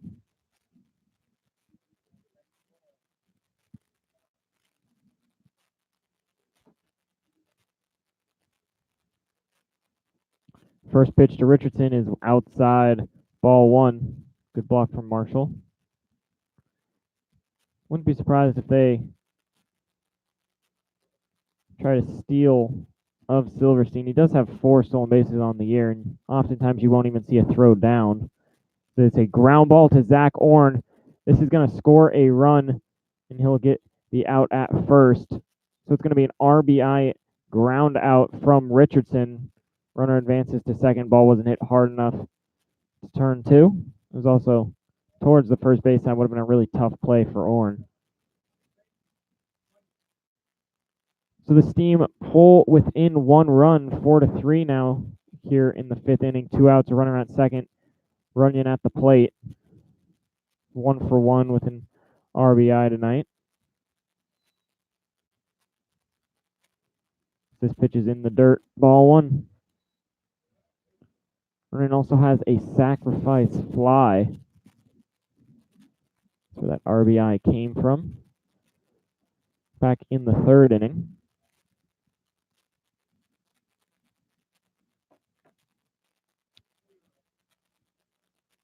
1-0 pitch to him is low, 2-0.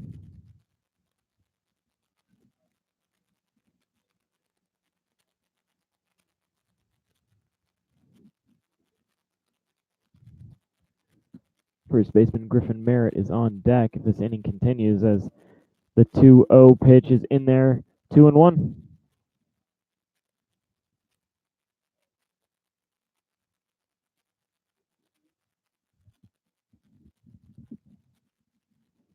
The count. This pitch is in there for a swinging strike, 2-2.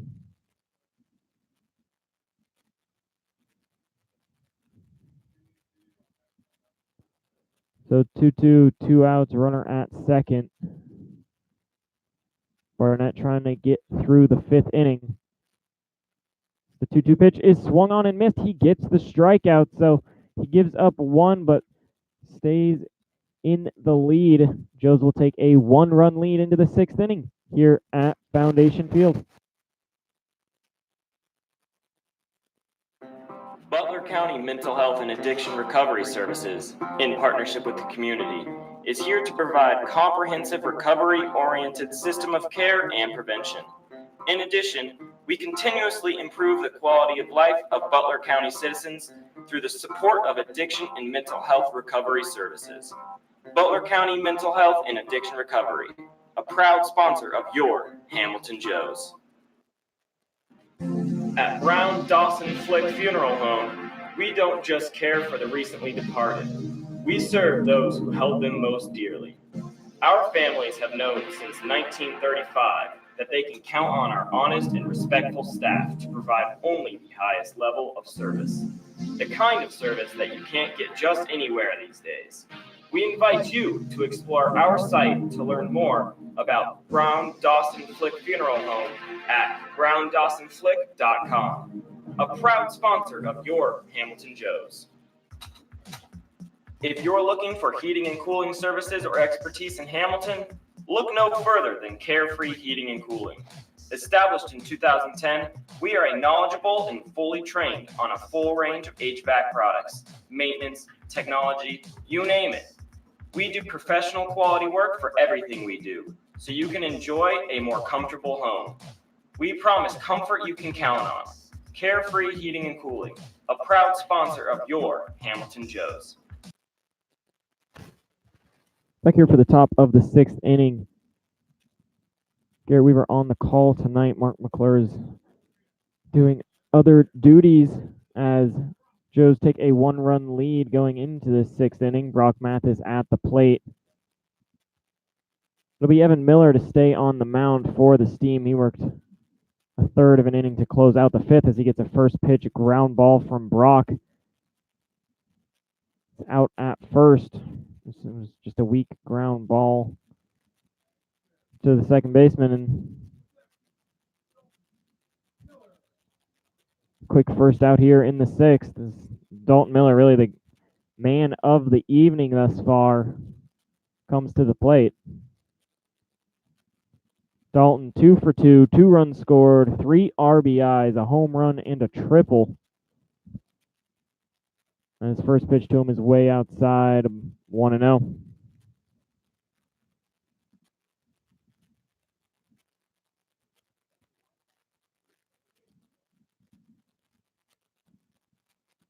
Swing and a miss here.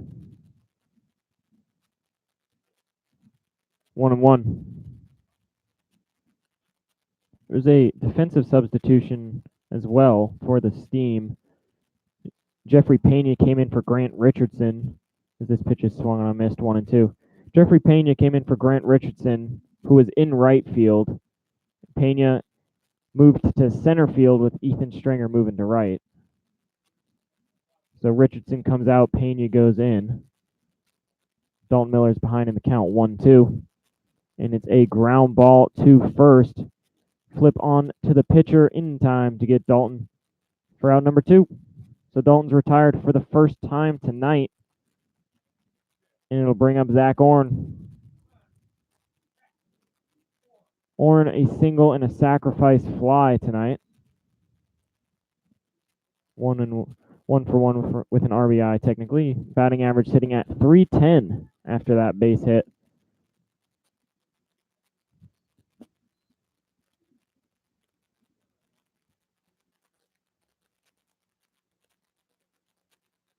First pitch to him here.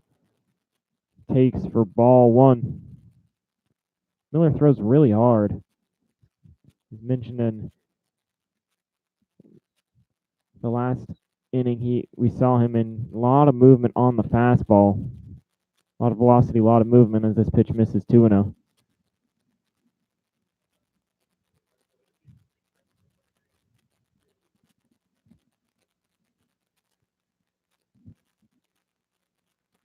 Two-0 pitch is swung on and missed, 2-1. Horns looked really good since the hand injury. Just had that one rough game, his first game back. But other than that, he's got the average all the way over 300, as I mentioned, as the 2-1 pitch just misses 3-1. Soren looking to reach for the second time tonight.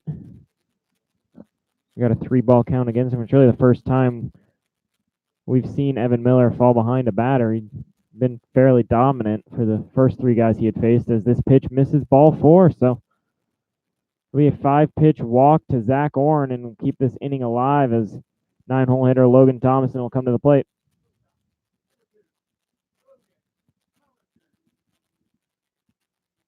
LT comes into this at bat 239 average. He's 1 for 2 on the night with a single back in the second. Flew out to right field his last time up.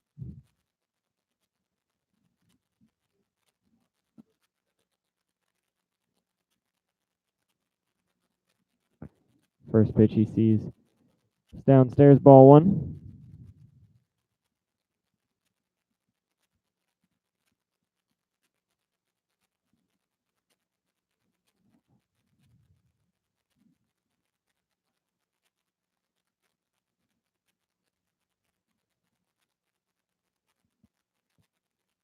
One 0 pitch is a little check swing, but it's in there for called strike anyways.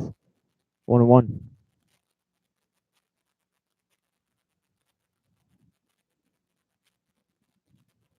Orange definitely got the speed to steal second, but Ben McCabe has really shown why you shouldn't be stealing against him. And with this situation, I'd expect him to stay at first, as 1-1 pitch is in there, 1-2.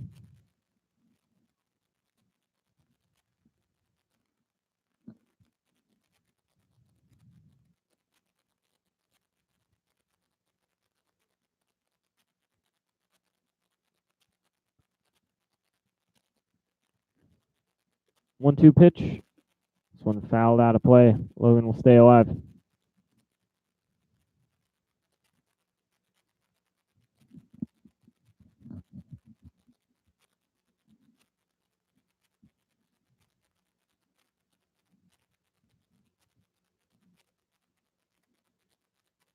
Miller was working really quickly, but then Orn and Thomason here have slowed him down a bit. The 1-2 pitch is fouled straight back.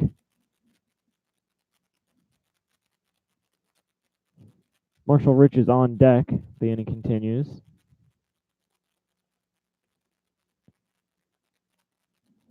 Expect to see a new pitcher in the bottom of the 6th inning for the Joes. It's Sammy Barnett.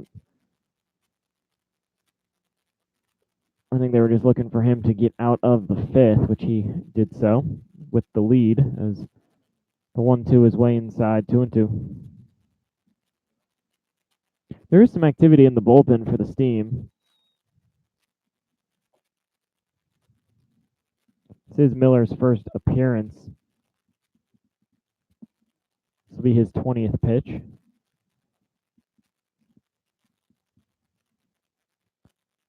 Two swung on and missed. He gets the strikeout of Logan. So that'll do it for the Joes in the 6th inning. We'll go to the bottom half of the 6th. Joes lead 4-3.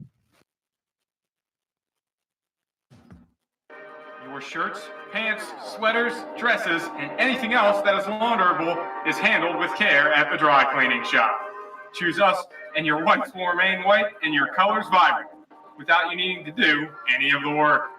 You can rely on us to help you look professional at the office or great for your night on the town.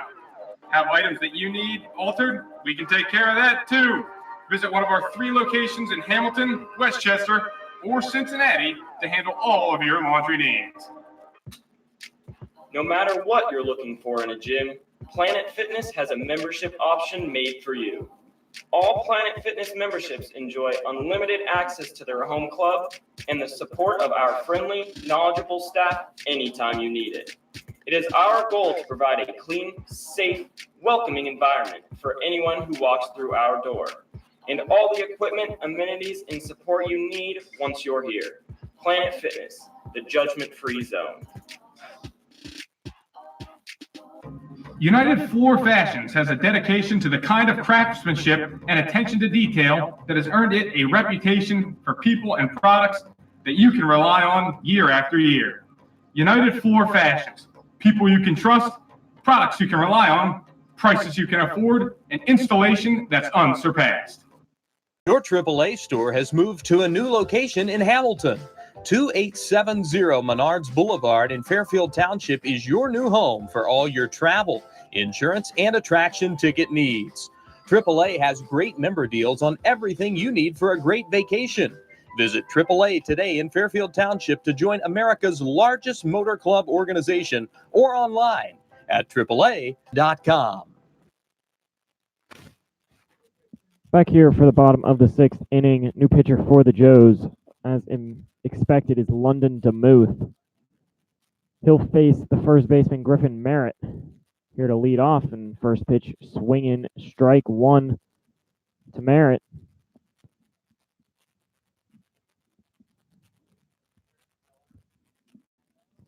The 0-1. That one just misses. 1-1. DeMuth really has struggled to start the year, but looked really solid in his last outing as the 1-1 pitch is way outside. Comes into the game 14 1/3 innings pitched. ERA sitting at 5.65. 16 strikeouts in those 14 innings. This pitch is low. 3-1.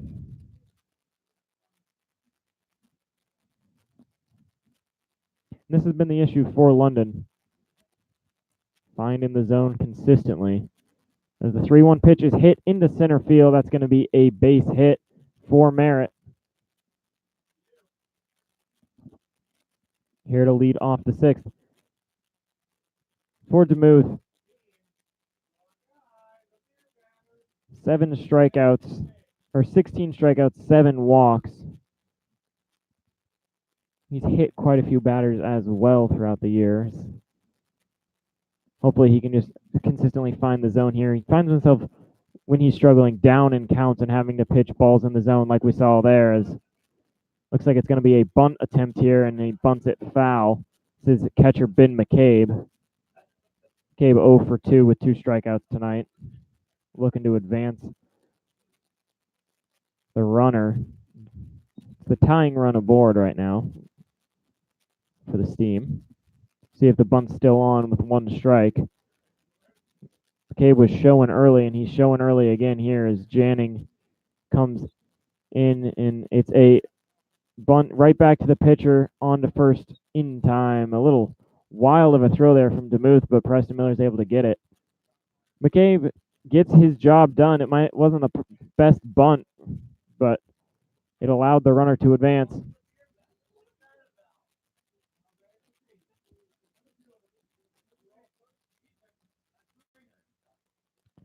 So it'll bring up Ethan Stringer, who started in center field, but now is the right fielder for the Steam.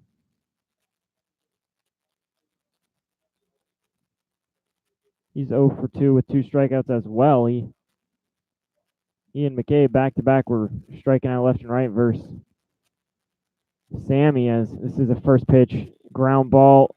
Janning will barehand it and eat it. Probably the right call there. That was basically a swinging bunt there. And it was perfectly placed, as it's going to go as a base hit for Stringer. It'll be runners on the corners with 1 out for the DH, Nathan Stoles. He's 0 for 2 with a strikeout and a ground out tonight. Both obviously versus Sammy. Joes do have some activity in their pen, just some light stretching and beginning to throw in case DeMuth lets the inning get away from him a little bit.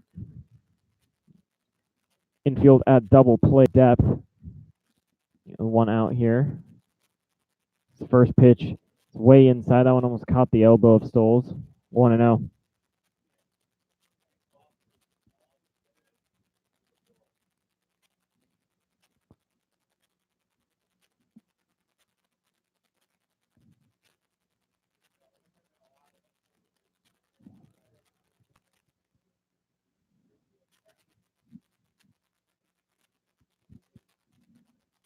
Stoles back in the box, and here's the Pitch on the outside corner called strike one. It's really the thing for DeMuth, just get ahead of batters so you still have your whole arsenal.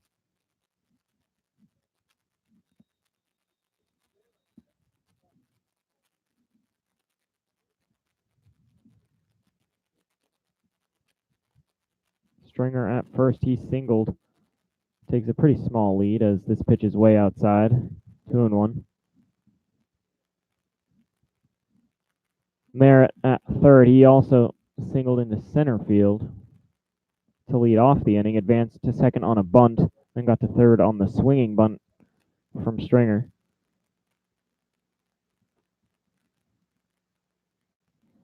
2-1 pitch, that one just misses. 3-1, so DeMuth behind another batter.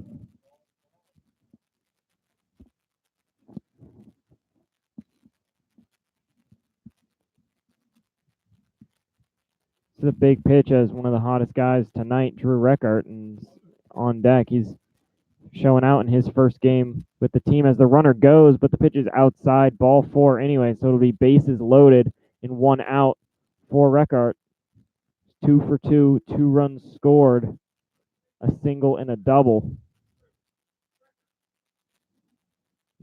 That double was about 15, 20 feet up the center field wall, but he won't be facing London DeMuth as this is going to be it for him. He's only going to end up going a third of an inning. Joes are going to go to their pen. We'll take a short break here for the pitching change at Foundation Field.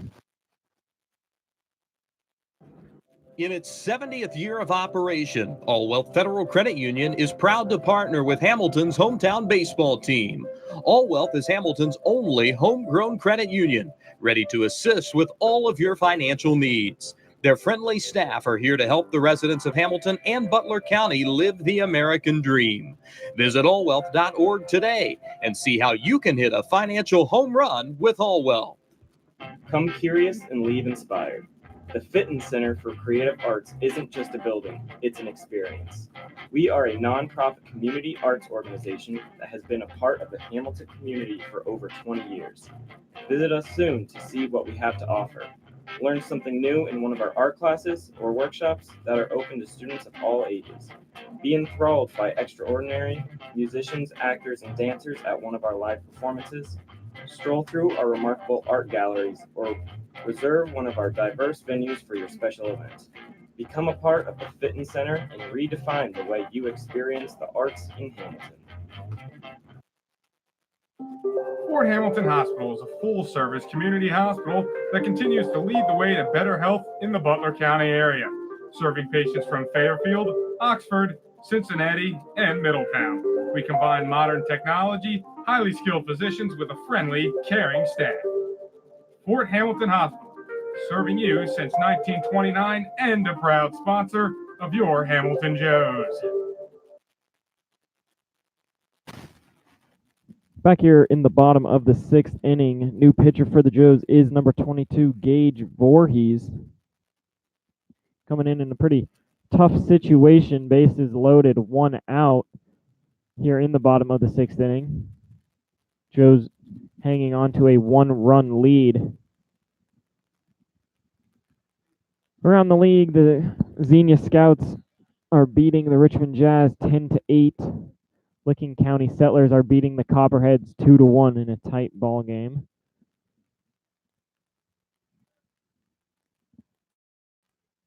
Joes can't worry about any of that. They just got to focus on trying to hang on and win this one.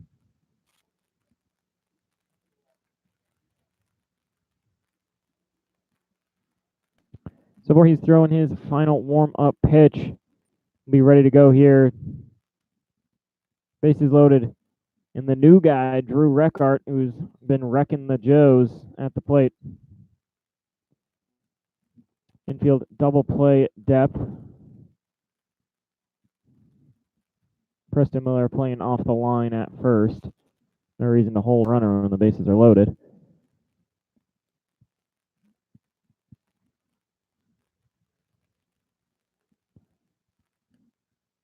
Voorhees is ready. And first pitch. A good one in there for called strike one. Voorhees went breaking ball first pitch. Marshall Rich behind the plate likes to do that. The 0-1 is another breaking ball. This one fouled straight back, so Voorhees quickly ahead, 0-2.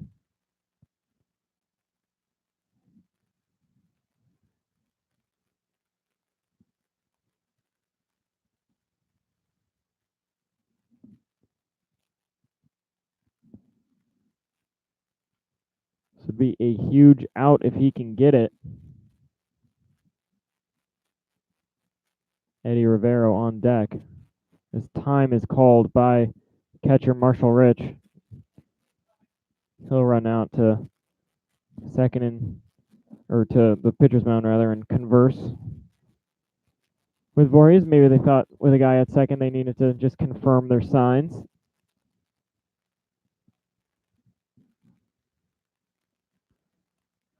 Don't want to overthink it. You're ahead 0-2 here.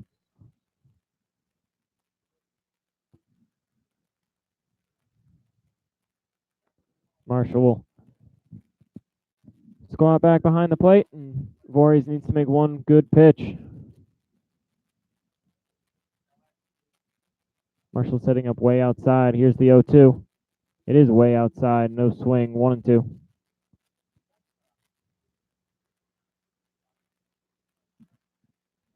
Couldn't get Reckart to chase a ball way out of the zone.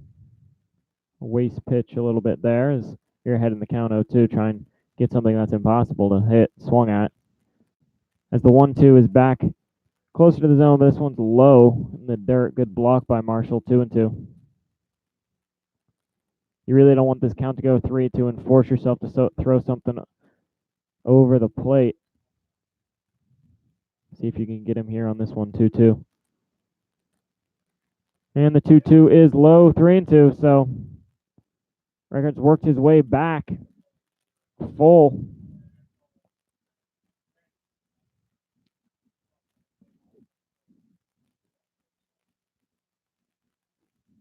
Three, two, one out, bases loaded for the Steam.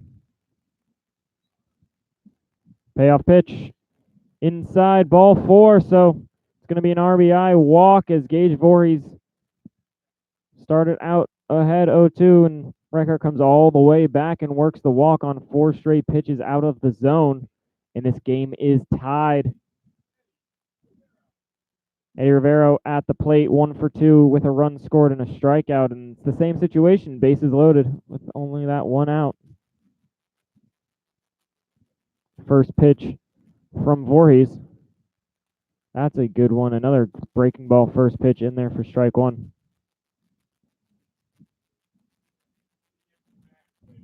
Still no wind here at Foundation Field. Flags are silent as this pitch is into left field. That's going to be a base hit and score at least 1. They're going to send the runner from second, and he is going to score easily. Janning was cutting that ball off no matter what. It wasn't the best throw from Sears and left, but it is a 2-run single for the 9-hole hitter. The Steam have taken the lead.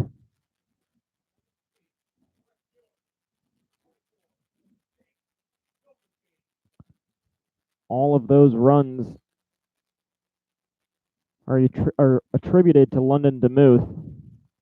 The 2 guys on now are both Gage Voorhees' responsibility, so the book's finally closed on DeMuth, but Voorhees trying to work out of this inning as quickly as he can. The runners at first and second as a late time is called by Silverstein, who's having an uncharacteristic night. He's 0 for 2, has walked 1, so he's reached base. But for a guy hitting .360, he's anticipate him to at least get a hit a game. See if Voorhees can shut him down here with a runner at first and second. And only 1 out. First pitch he swung on and fouled back into the parking lot. 0-1. Fly out, strikeout, and that walk tonight for the all-star outfielder.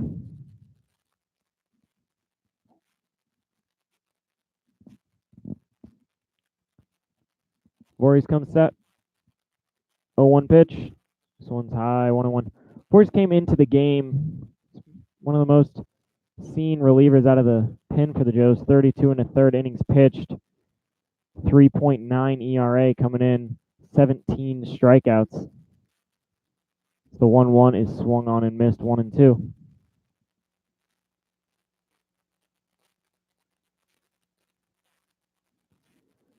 For the Joes, only guy that's been more appearances made out of the pen is Josh Gaynor. He's been seen in 17 games. This is the 15th for Voorhees, but Voorhees does have the most innings pitched as this ball is in the dirt, 2-2. Most innings pitched, and that's including all the starting pitchers. Closest is Wanjun Chen at 30 and 2/3 innings. Is Voorhees 32 and a third, so about 2 innings more. Count at 2-2 versus Silverstein. And here is the 2-2 pitch outside, 3-2. There is activity in the Joes bullpen. It looks like it's Wyatt Jefferson warming up. Trying to warm up quickly as Voorhees just doesn't seem to have the command tonight.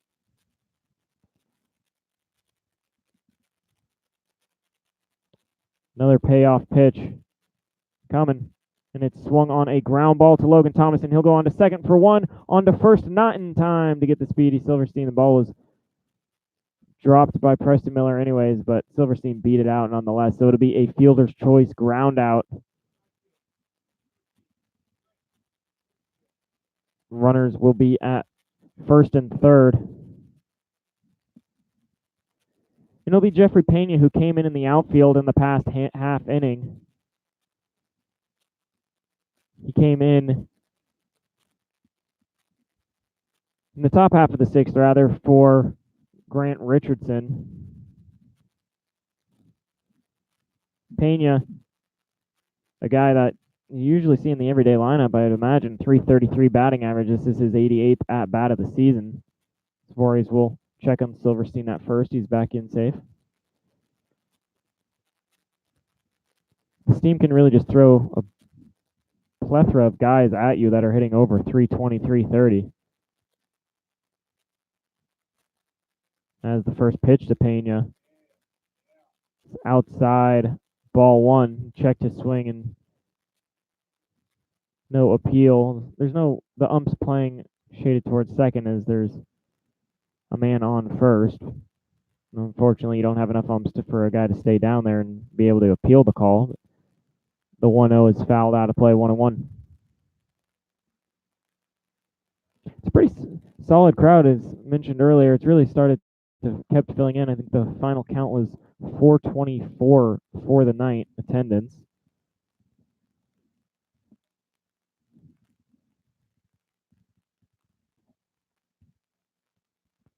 One, 2 outs, runners on the corners. Here's the pitch, and it's a line drive into left field. That's going to score another run. Pena with the RBI. Going first to third is Silverstein. He was moving on the pitch, and going to second is Pena. He'll slide in safely.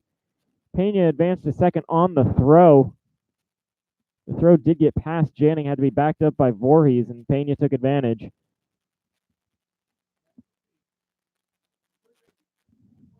So since Silverstein was moving on the pitch, he was able to come around and get to third. So it'll be second and third, 2 outs, and this is going to be it for Gage Voorhees. Looks like it's going to be Wyatt Jefferson coming in. We will take a quick break here as the Joes need to get out of this inning as soon as possible. Now trailing 4-7. Founded on family values, 4-Star Mechanical is dedicated to providing a seamless solution to your mechanical concept or crisis. Our staff is trained on the latest technologies and safety practices to ensure that every individual benefits from being part of the 4-Star Mechanical team. 4-Star Mechanical, a proud sponsor of your Hamilton Joes. Every time there's a close play, you've got to hope that the umpire is seeing the play correctly. That's why Hamilton Eye Care Center brings you every close play this season in Hamilton Joes baseball. They can be found at 1360 Eaton Avenue in Hamilton, Ohio, or they can be called at 513-894-1800. They can help you see the difference so that you don't miss the call on any close play. Ellie Schofield Window and Door is proud to be a returning sponsor of the Hamilton Joes 2011 season at Foundation Field. Ellie Schofield Window and Door is locally owned, offering a wide variety of services from storm windows and storm doors to glass block windows, garage doors, and aluminum and fiberglass awnings. Make sure you stop by the Schofield showroom, located on South B Street in Hamilton, or call us for a free in-home estimate at 513-863-8932. Ellie Schofield Window and Door, a trusted and valued sponsor of the Hamilton Joes. M&G Body Shop is your one-stop shop for car repair. Woman-owned and family-operated collision repair center. They can be reached at 513-851-9056 or can be found online at mgbody.com. A proud sponsor of the Hamilton Joes. Back here, bottom of the 6th inning. New pitcher on the mound for the Joes, Wyatt Jefferson. 4 runs have already come across to score in this inning for the Steam. They've taken a 3-run lead off of London DeMuth and Gage Voorhees, who both struggled, but Wyatt's coming in and just needs the final out as Braden Runyon comes to the plate. There's runners at second and third after the base hit by Pena. It was a single where he advanced to second on the throw down to third. Silverstein went first to third on the hit. See what Wyatt can do versus Runyon. First pitch to him is a big swing and a miss. Runyon was taking a hack. 0-1. Jefferson comes into the game, 6 innings pitched, 4.5 ERA. 9 strikeouts in those 6 innings. It's really the only lefty non-starter for the Joes. Only guy you can bring out of the pen unless you want to bring Chin in a long relief stint.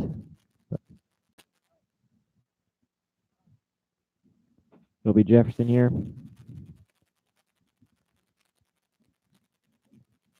He really needs to get this final out without another run coming across. You've already dug yourself a little bit of a hole. Don't want to keep digging. As the 0-1 pitch is in there, called strike 2.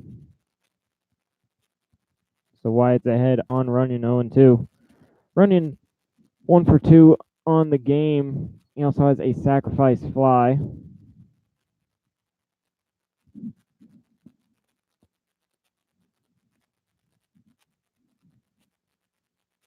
Here is the 0-2 pitch. Swung on and hit. Past a diving Preston Miller. That's going to score 2 runs.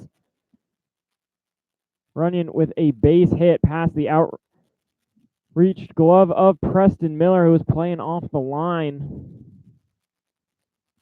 And that is 6 runs in this inning for the Steam. Both those runs will go against Gage Voorhees.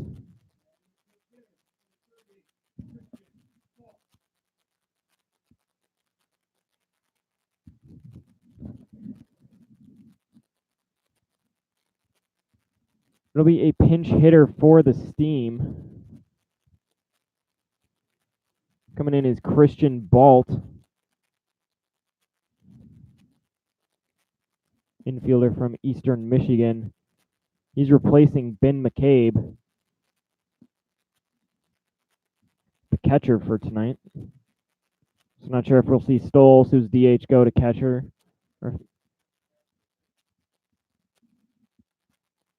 Or rather, he's replacing the first baseman, Merritt. McCabe's on deck. Got a batter ahead of myself there. Merritt comes out of the game 1 for 3 on the night. Balt comes in with a .280 average as he takes the 0-1 pitch low, 1-1.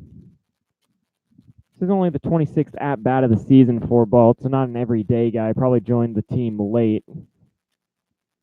later in the year, rather. We didn't see him first week of the season.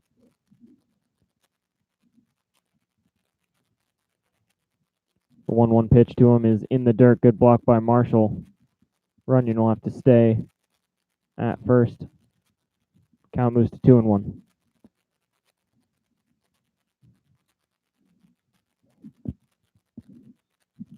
Joes now trail 9-4 after London DeMuth Gage Voorhees really struggled in this inning. Wyatt Jefferson is in on the mound now as this 2-1 pitch is way high. Good job by Marshall to put a glove on it. But Jefferson's behind in the count, 3-1. There's no activity in the pen with a 5-run deficit now. This is going to be Wyatt's to fend for, as can't go to too many arms, especially with a scheduled doubleheader tomorrow. Jefferson already your 4th guy tonight, seen on the mound. This pitch is fouled straight back and out of play.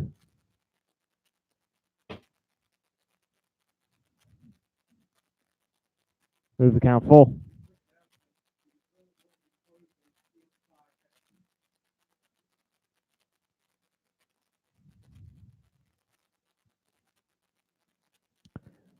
Seems like we've had quite a few full counts here in this inning alone, that just the Joes pitchers have either walked or given up base hits to, just unable to get that last pitch. It's another one here as Wyatt Jefferson comes set for another payoff pitch. Inside and low, ball 4. So Wyatt, who looked like he fell off the mound a little bit there, walks Balt, who is pinch hitting, and it'll be Ben McCabe.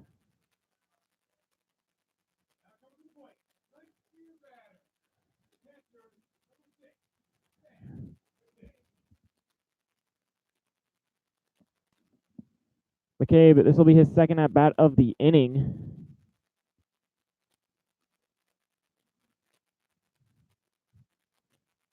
He bunted Griffin Merritt, who led off the inning, over to second, as this is a little blooper, and drops in right field for a base hit. Runner's going to come around and score on the throw. Balt will go to third. As Ben McCabe gets a little bloop base hit, and when it rains, it pours, as Steam are just putting together hit after hit, even when we're with 2 outs. It'll be Ethan Stringer for his second at-bat. 12th batter of this inning for Cincinnati.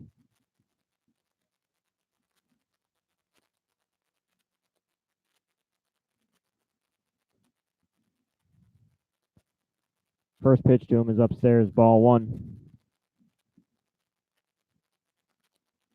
Steam have put 7 runs up in this inning. Have runners on the corners now with 2 outs.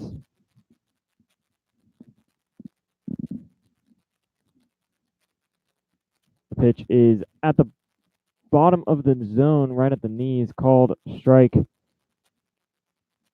1-1, as home plate umpire is telling Stringer to get back in the box. Guess Stringer was taking a little too far outside the box to get his practice swings in, as this one is a gifted strike 1-2. Looks like might be giving Wyatt Jefferson a bit of a present there on that call. And the Joes will take it as Stringer calls time to readjust the gloves. Down 1-2 now. 2 outs, runners on the corners.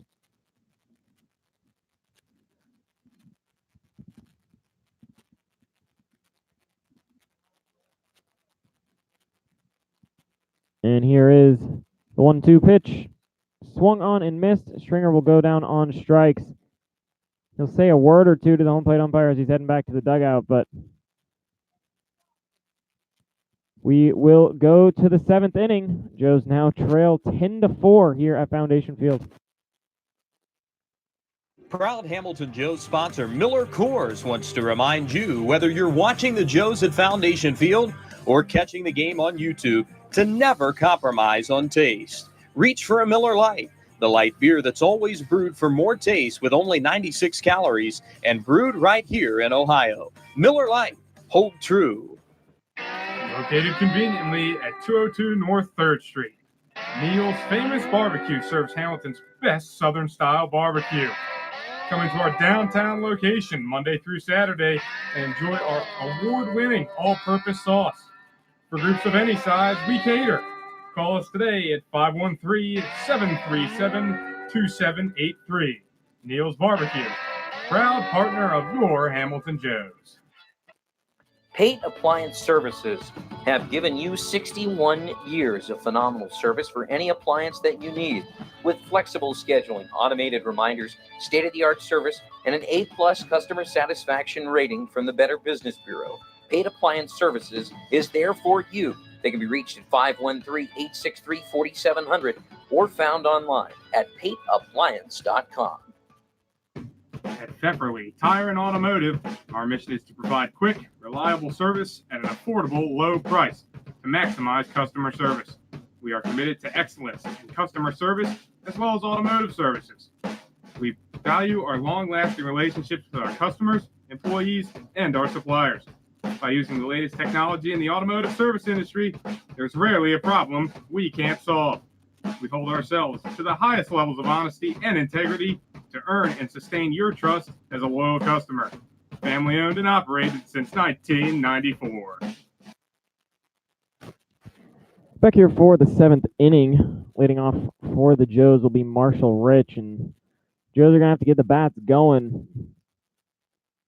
Now trailing by 6 runs after the Steam put a 7 spot up in the bottom of the 6th. Staying on the mound for the Steam is Miller. First pitch is high, ball 1. 1-0 is also high, 2-0. Marshall 0 for 2 with a walk tonight.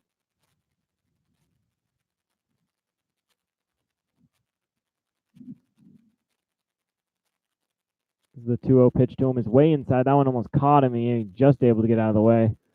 But he's ahead in the count, 3-0.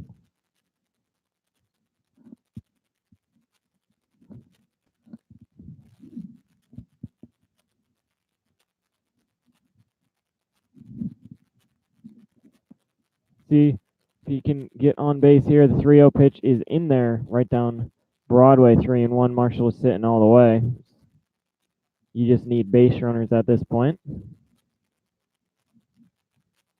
3-1 is swung on and fouled back.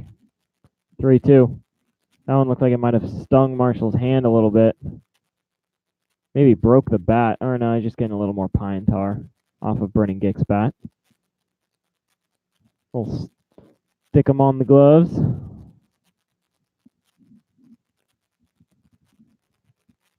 Christian Balt stayed in the game at first base, as this pitch is swung on and foul tipped and held. So Marshall Rich will go down on strikes. It looks like the bat slipped out of his hand there a little bit. So it'll be out number 1 as Brennan Gick comes to the plate.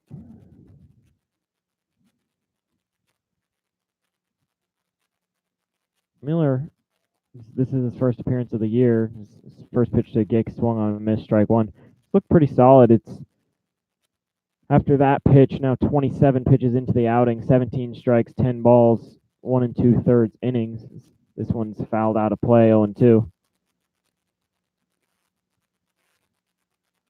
He hasn't allowed a hit. He's walked 1, struck out 3.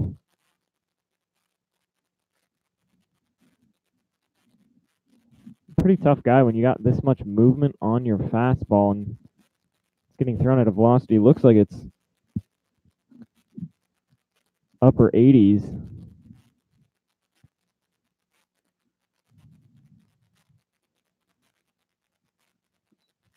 But nonetheless, we're here in the 7th. Joe's only with 7th, 8th, and 9th innings left to try and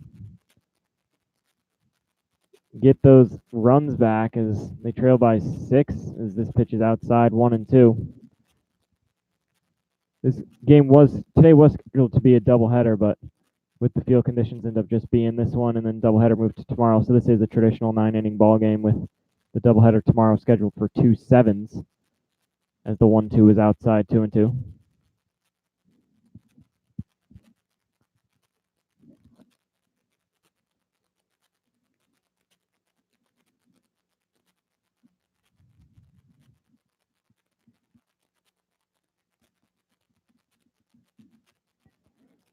2-2 pitch is swung on and missed for the strikeout, and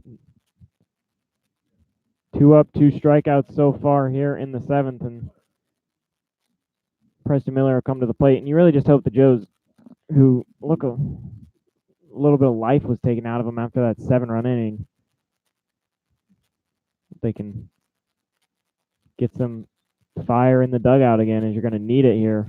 This first pitch is swung on and foul tipped but held for strike 1. Preston 1 for 3 with a strikeout tonight.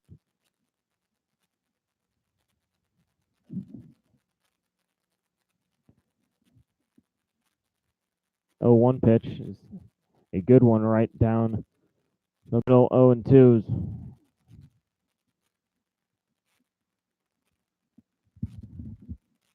Miller's been looking really strong here in his technically 3rd inning of work. Came in to get the final out of the 5th. This ball's fouled down the first baseline. Count will stay 0-2.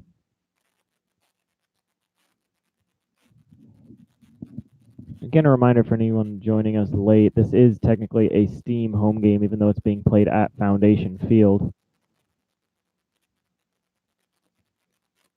0-2 pitch is a breaking ball that breaks right back into the zone for strike 3. So Miller gets a 1-2-3 inning, and the Joes will go to the bottom of the 7th, trailing by 6 runs here at Foundation Field. Richard's Pizza is one of Hamilton, Ohio's most favorite spots, bringing you Richard's famous steak sandwiches since 1955 and a proud supporter of your hometown Hamilton Joes. Whether it's pizzas, salads, pastas, or a little bit of fudge for dessert, Richard's Pizza has it all for you and your family. Robinson Fence Company has been servicing the Hamilton area for over 24 years. They're located at 1635 Howell Avenue in Hamilton and offer residential, commercial, and industrial fencing.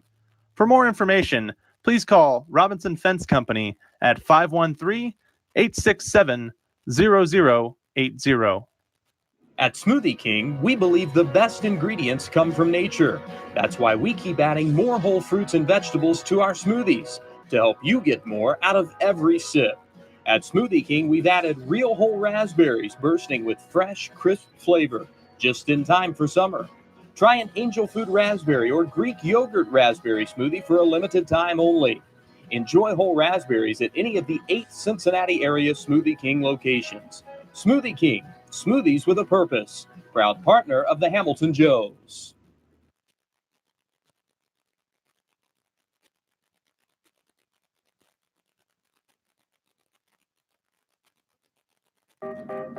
The Greater Miami Valley YMCA. When communities get better, the world gets better. Discover how we positively impact the nation and how you can help us, one neighborhood at a time. The Greater Miami Valley Y, your local stop for building a healthy spirit for mind and body for all. Though founded in just 2015, Aspen Roofing and Siding has firmly planted its name within the tri-state community. Our rapid growth is a direct reflection of our high standards and core values as they are implemented on and off the job site. A step above the rest is not just a slogan, but a way of life. We exist to protect and enhance your home, which is your most valuable investment. Back here, bottom of the 7th inning. Joe's trail 10-4 versus the Cincinnati Steam. New pitcher on the mound for Hamilton.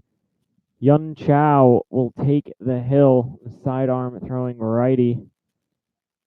Getting a little bit of action here, trying to refine himself as he's really been hit or miss. Another guy this year as that pitch, warm-up pitch, luckily he goes about 8 feet wide.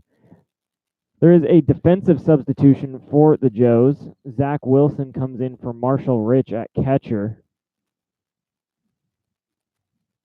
Marshall's going to get the rest of the night off. He's going to be called upon to catch most likely one of the 2 ball games tomorrow. I'm sure they'll give one to Brock, one to Marshall with them switching off DH. If the doubleheader does get played and you want to save the legs as much as possible, especially when it looks like this game may be out of reach. But nonetheless, Yun Chao looking to show what he's got here versus Nathan Stoles, who's leading off 0 for 2 with a walk tonight. The first pitch to him is a good one in there, called strike one. Stoles, 214 average coming into this at bat.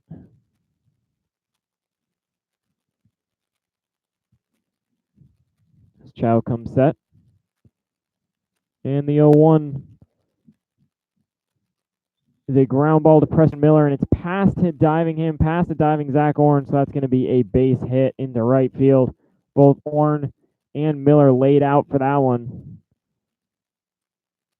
Neither were able to stop the ball from going into right field. It'll be a leadoff single. Yun Chao comes into the ball game, 17 innings pitched, 7.4 ERA. That ERA has really climbed as of late. Chao struggles at times to find the zone. 11 strikeouts, 17 innings. His first pitch is called strike one here to Drew Reckart. Drew, 2 for 2, 3 runs scored, an RBI, and a walk. He walked with the bases loaded. That's how he got that RBI. The 0-1 pitch to him. Outside, 1-1.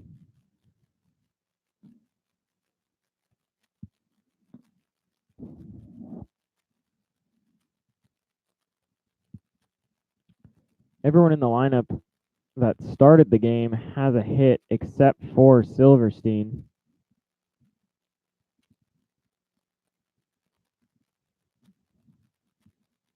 This is the 1-1 pitch.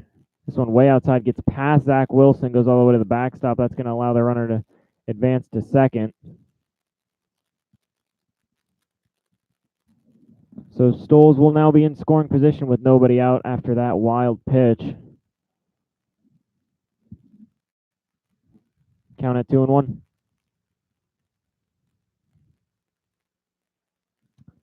Everyone has reached base, however. I was talking about only Silverstein without a hit. He's walked. And the other guy without a hit is Bolt, but he's only had one at bat, and he walked in that at bat. Two guys that were pulled both had base hits also, as this ground ball to Zach Orn. We fielded on a couple hops on to first in time for out number one. Stoles will advance to third on the grounder.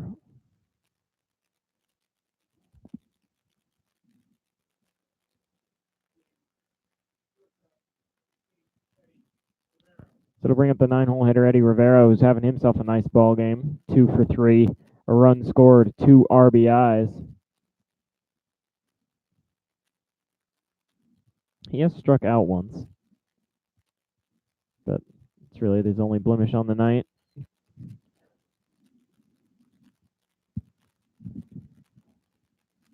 First pitch to him. Swung on a ground ball to Avery Jennings at third. This is going to have the runner hold at third as Jennings fires over to Preston Miller for out number 2. Ball was hit hard enough that Stoles had to freeze at third base. Jennings did a good job looking him back to the bag. So Chow looking to work his way out of this. He had a runner in scoring position with nobody out.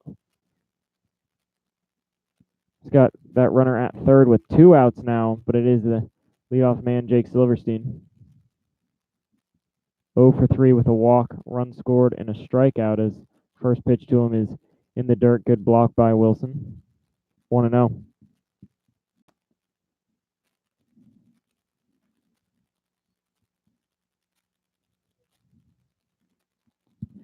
Pena is on deck. He came in for Richardson earlier in the ball game.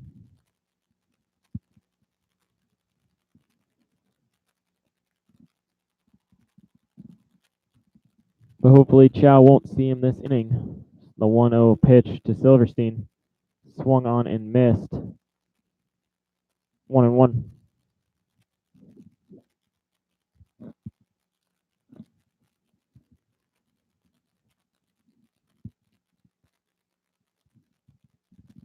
Silverstein Was in contention probably for player of the game of that All-Star game. Ended up going to Tyler Tolvey of the Lima Locos. Silverstein, if the South had ended up winning, probably would have gotten it, as this pitch is way outside.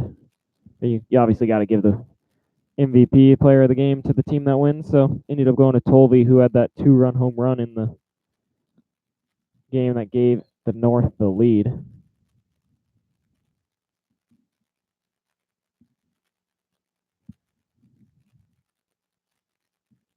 Nonetheless, here's the 2-1 pitch.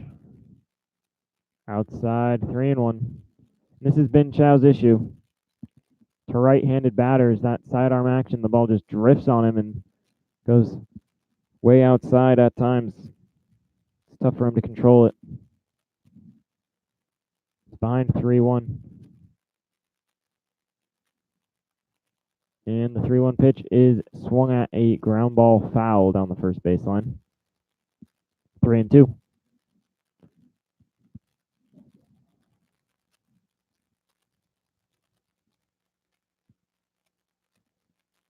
So a night where we've seen quite a few full counts. We get another one here. 3-2, 2 outs, runner at third.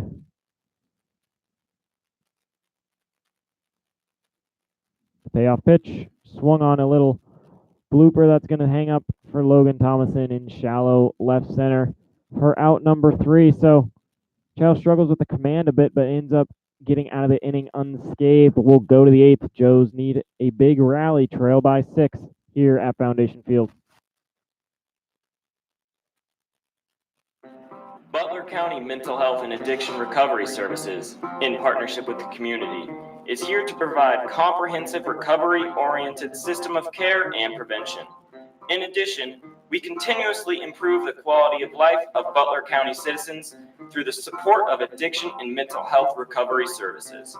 Butler County Mental Health and Addiction Recovery, a proud sponsor of your Hamilton Joes. At Brown Dawson Flick Funeral Home, we don't just care for the recently departed. We serve those who held them most dearly. Our families have known since 1935 that they can count on our honest and respectful staff to provide only the highest level of service. The kind of service that you can't get just anywhere these days. We invite you to explore our site to learn more about Brown Dawson Flick Funeral Home at browndawsonflick.com, a proud sponsor of your Hamilton Joes. If you're looking for heating and cooling services or expertise in Hamilton, look no further than Carefree Heating and Cooling. Established in 2010, we are a knowledgeable and fully trained on a full range of HVAC products, maintenance, technology, you name it. We do professional quality work for everything we do, so you can enjoy a more comfortable home. We promise comfort you can count on. Carefree Heating and Cooling, a proud sponsor of your Hamilton Joes. Back here for the 8th inning. Leading off for the Joes here in the 8th is Mike Sears. First pitch to him is in there, called strike 1.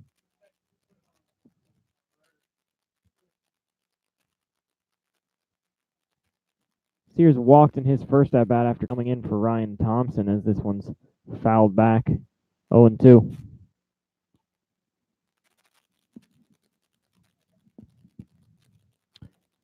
Sears was at Sinclair this past year. Hit the ball really well. I believe he had around 18 home runs, somewhere around there, and transferring to NKU this next year. But he takes a pitch right down the middle there, so it'll be a 3-pitch strikeout for Miller, who's still on the mound and still pitching well. For this team, this is huge for them, as they're saving their bullpen for the doubleheader, whereas the Joes have really been taxing theirs. 5 pitchers seen already. I imagine we're going to see Chow again. First pitch to Janning is up and in, 1-0. But it's not a recipe for success when you look at the box score and you have 3 guys that only ended up going a third of an inning, each facing 4 batters.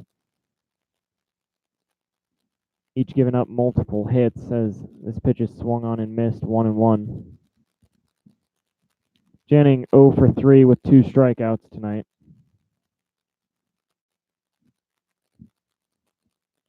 One pitch to him is on the insert corner to 1-2. Zone seems to widen a little bit here with the game seemingly out of hand. Late start, maybe. Umpire trying to get home is a borderline pitch called a strike, but he's been calling it a strike as this one's up and into him. He's been calling it a strike for the past couple innings.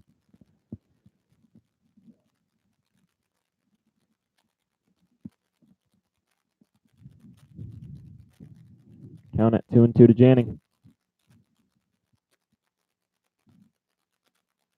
Swung on and missed. Janning goes down on strikes for the third time tonight. So it'll bring up Brock Mathis. Nobody on and 2 out.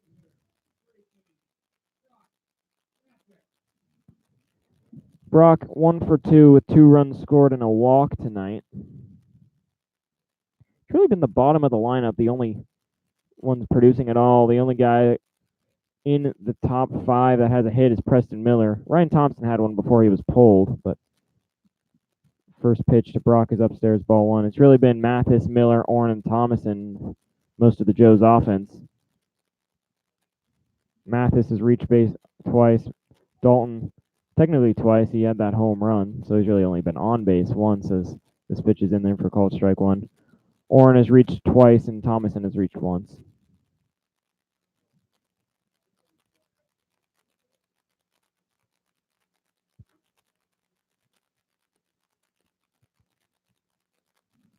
One is swung on and missed, 1-2. Miller, that was his 46th pitch of this outing. There's no activity in the bullpen. They may call on him to try and work the 9th inning as well. He's looked incredibly dominant as this one is fouled straight up and out of play. Count will stay at 1-2. The bright spot for the Joes tonight is on deck and Dalton Miller.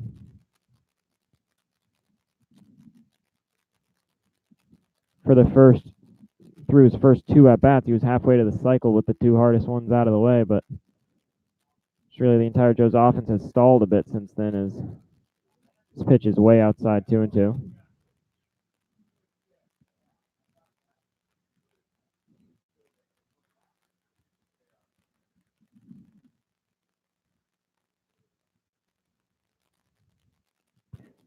Brock trying to reach base with 2 outs as 2-2 pitch. Another one's fouled out of play. Count will stay at 2-2.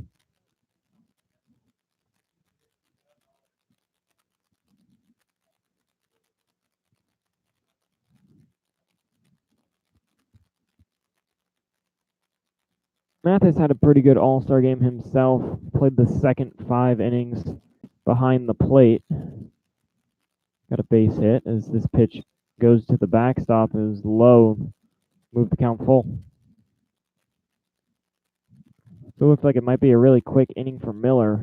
If he ends up losing Mathis, he's going to throw a lot more pitches than he might like, and Steve may have to go to a new arm in the 9th. Not sure of Miller's background as this is his first appearance. Maybe he is a typical starter and can go into the 70-80 pitches as Brock gets under this one just a little bit, pops it up into right field. Settling under it and making the catch is Stringer for out number 3. So go to the bottom of the 8th inning. Joe's trail 10-4 here at Foundation Field. Your shirts, pants, sweaters, dresses, and anything else that is launderable is handled with care at the dry cleaning shop. Choose us and your whites will remain white and your colors vibrant without you needing to do any of the work. You can rely on us to help you look professional at the office or great for your night on the town. Have items that you need altered? We can take care of that too. Visit one of our 3 locations in Hamilton, Westchester, or Cincinnati to handle all of your laundry needs. No matter what you're looking for in a gym, Planet Fitness has a membership option made for you. All Planet Fitness memberships enjoy unlimited access to their home club and the support of our friendly, knowledgeable staff anytime you need it. It is our goal to provide a clean, safe, welcoming environment for anyone who walks through our door, and all the equipment, amenities, and support you need once you're here. Planet Fitness, the judgment-free zone. United Floor Fashions has a dedication to the kind of craftsmanship and attention to detail that has earned it a reputation for people and products that you can rely on year after year. United Floor Fashions, people you can trust, products you can rely on, prices you can afford, and installation that's unsurpassed. Your triple. Back here for the bottom of the 8th inning, Joe's trail 10-4 versus the Cincinnati Steam. Leading off for the Steam, Jeffrey Pena. He was a substitute in this game. He's 1 for 1 with a run scored and an RBI in his only plate appearance tonight.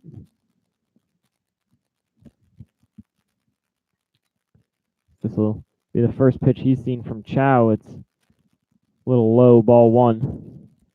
Chow ended up pitching a 0 up on the board in the 7th. He didn't look crisp, however. See if he can kind of settle in a little more here. This pitch is hit on a line into deep left center field. Brennan Gick's making a run, and he makes a sliding catch.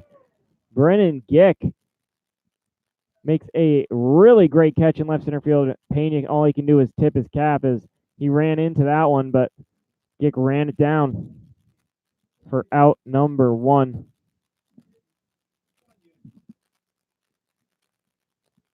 Really good play there from Brennan, as that had double or triple written all over it. Pena runs really well. Big first out. Braden Runyon will come to the plate. 2 for 3 tonight, as this pitch is going to hit him. Breaking ball didn't break for Chow, as Runyon sprints to first base for some reason. Just maybe trying to keep it loose after that ball hit him on the leg, just messing around with the dugout.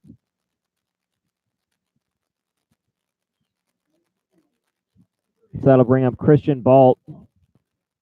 He walked in his first plate appearance after coming into the game for Griffin Merritt. First pitch he sees is outside, ball 1.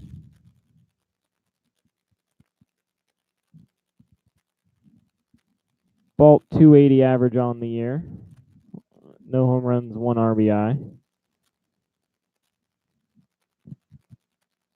The 1-0 delivery to him. Ball is low, 2-0. No activity in the bullpen, so it's going to be Chow.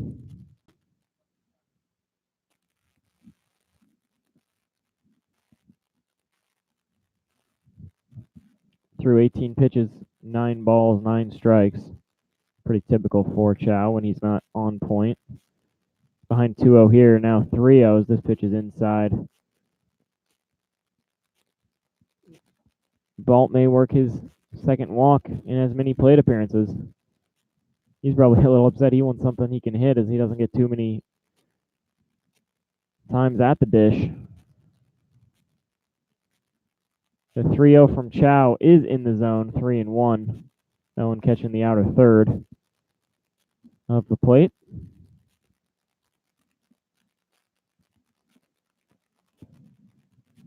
See if Chow can work his way back and get the out and feel that double play depth. 3-1 pitch, way inside, ball 4. So a hit batter and a walk batter. 2 men on and 1 out here.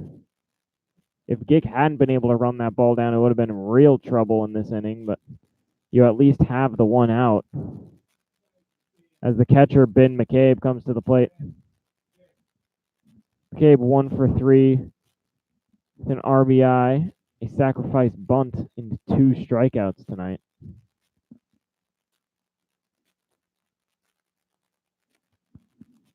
First pitch in this at-bat, swing and a miss, strike 1.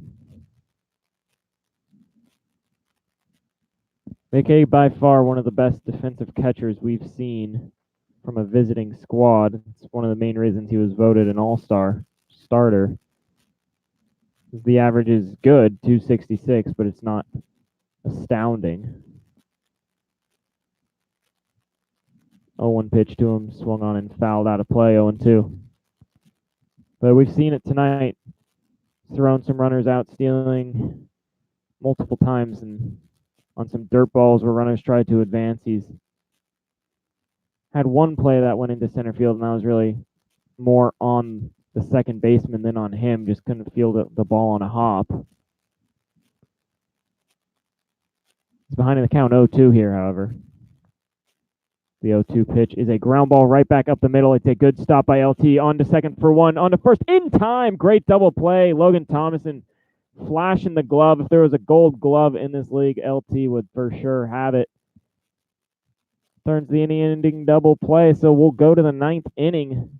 Joes need a huge rally to get back in this one. Be back for the 9th here at Foundation Field.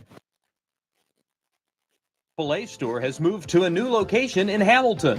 2870 Menards Boulevard in Fairfield Township is your new home for all your travel, insurance, and attraction ticket needs. AAA has great member deals on everything you need for a great vacation.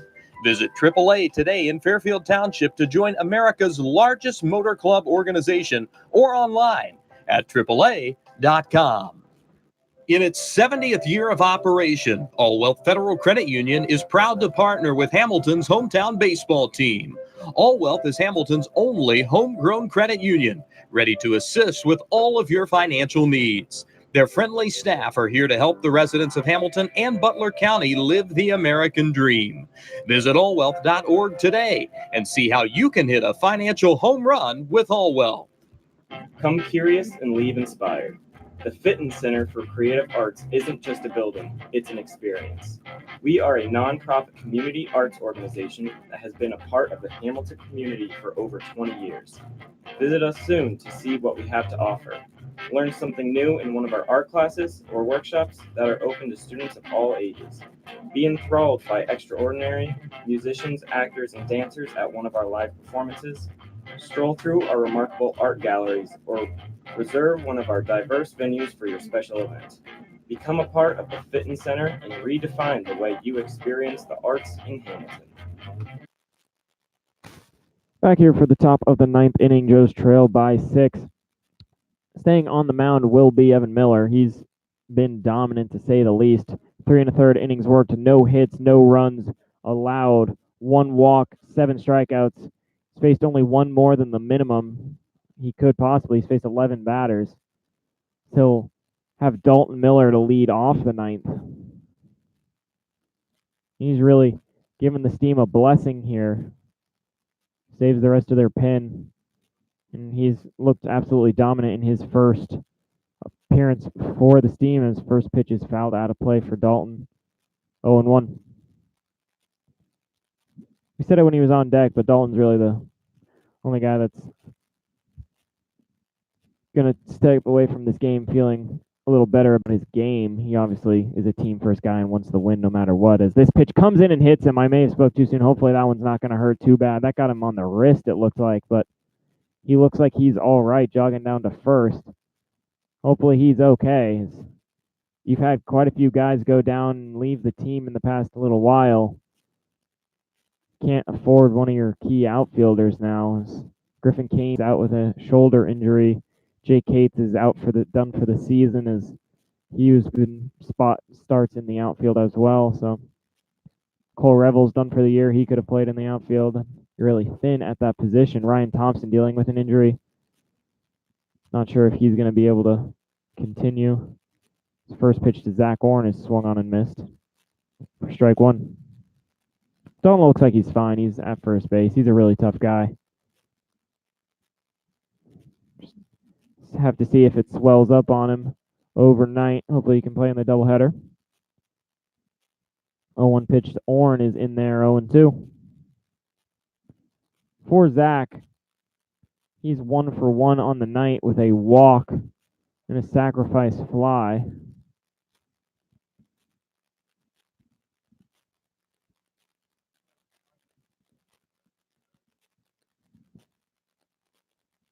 It's behind in the count here, 0-2. And the 0-2 pitch just misses, 1-2.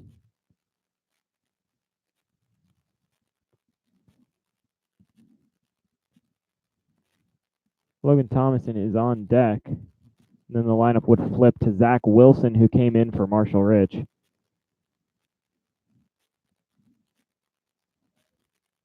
The 1-2 pitch swung on and missed. Miller gets the strikeout of Orn for out number 1. So it'll bring Logan Thomason to the plate.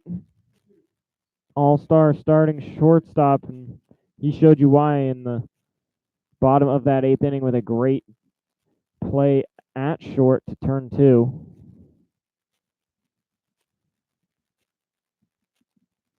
First pitch to him, swing and a miss, strike 1.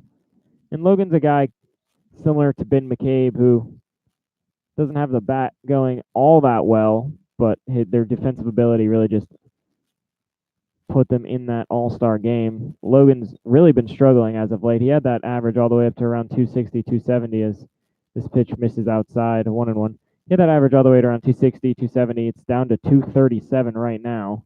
He's 1 for 3 on the night. It's just been consistency with him. He's either, it seems, had hits in bunches over a series or just none really. And he's going to get his second of the game here, a base hit into left field. So that's promising for Logan, hopefully, as it'll bring Zach Wilson, who came in for Marshall Rich in the previous half inning. Ooh, another guy that you'd really like to see get the bat going a little bit. Wilson, not a guy that's had too many plate appearances, but he's struggled at the plate. Only 3 hits on the year. This is going to be his 28th plate appearance. That's good for a 111 average. He also has not walked at all, but struck out 11 times.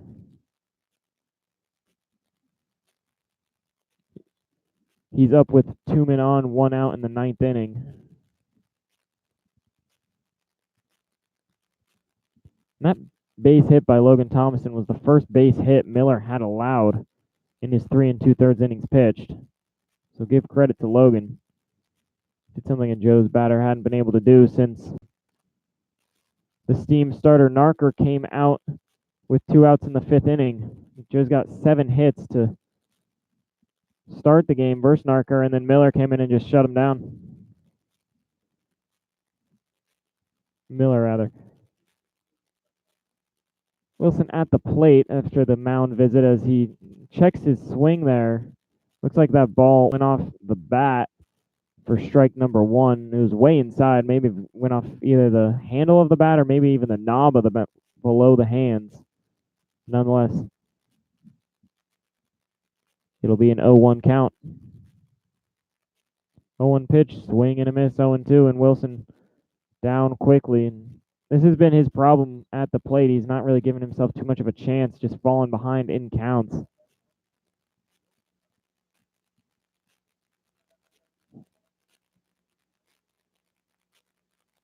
Oh, 2 to him now. And the 0-2 is a little bit low. It was a pretty good pitch from Evan Miller.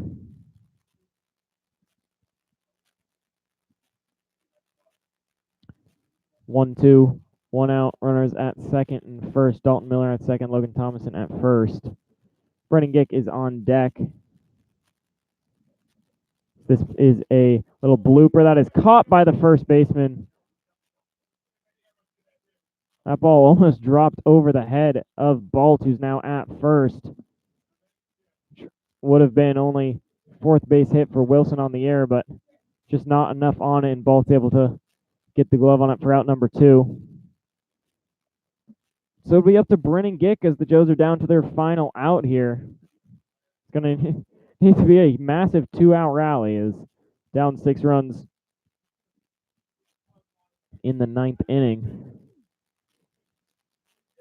First pitch to Brennan is low and in, ball 1.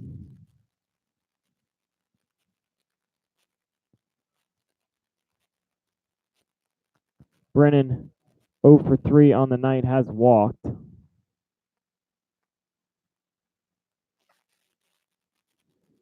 This pitch is fouled straight back. 1-1.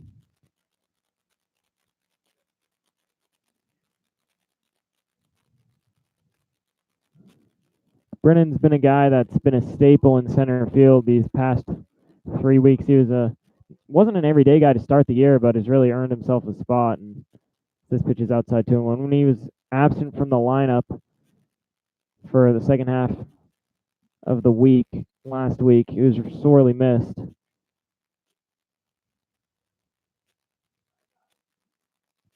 Two-one pitch to him here. Swung on and missed, 2-2. So Joes are down to their final strike.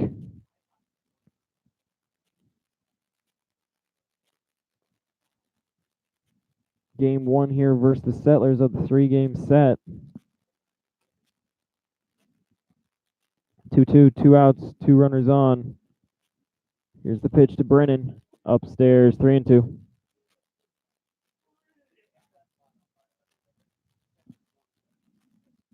So the count will move full. Gick's trying to work himself either a base hit or a walk to load the bases. Preston Miller is on deck. As runners are going, 3-2, swing and a miss, and that is the ball game. Brennan Gick will go down on strikes, and the Joes will fall 10-4. So 10-4 ball game. Joes had 8 hits to the Steam 12. No errors on either team. As it's a tough one, a big 7-run inning for the Steam in the 6th really gave them this game.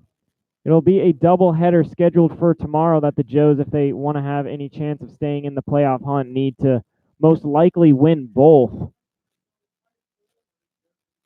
So we will see you then tomorrow. It is scheduled to be an away game at Cincinnati. We'll post any updates to our Twitter account if the location moves, if the field is still unplayable, but as of now, it is supposed to be at Western Hills High School in Cincinnati. Mark will be back on the call if that is the case.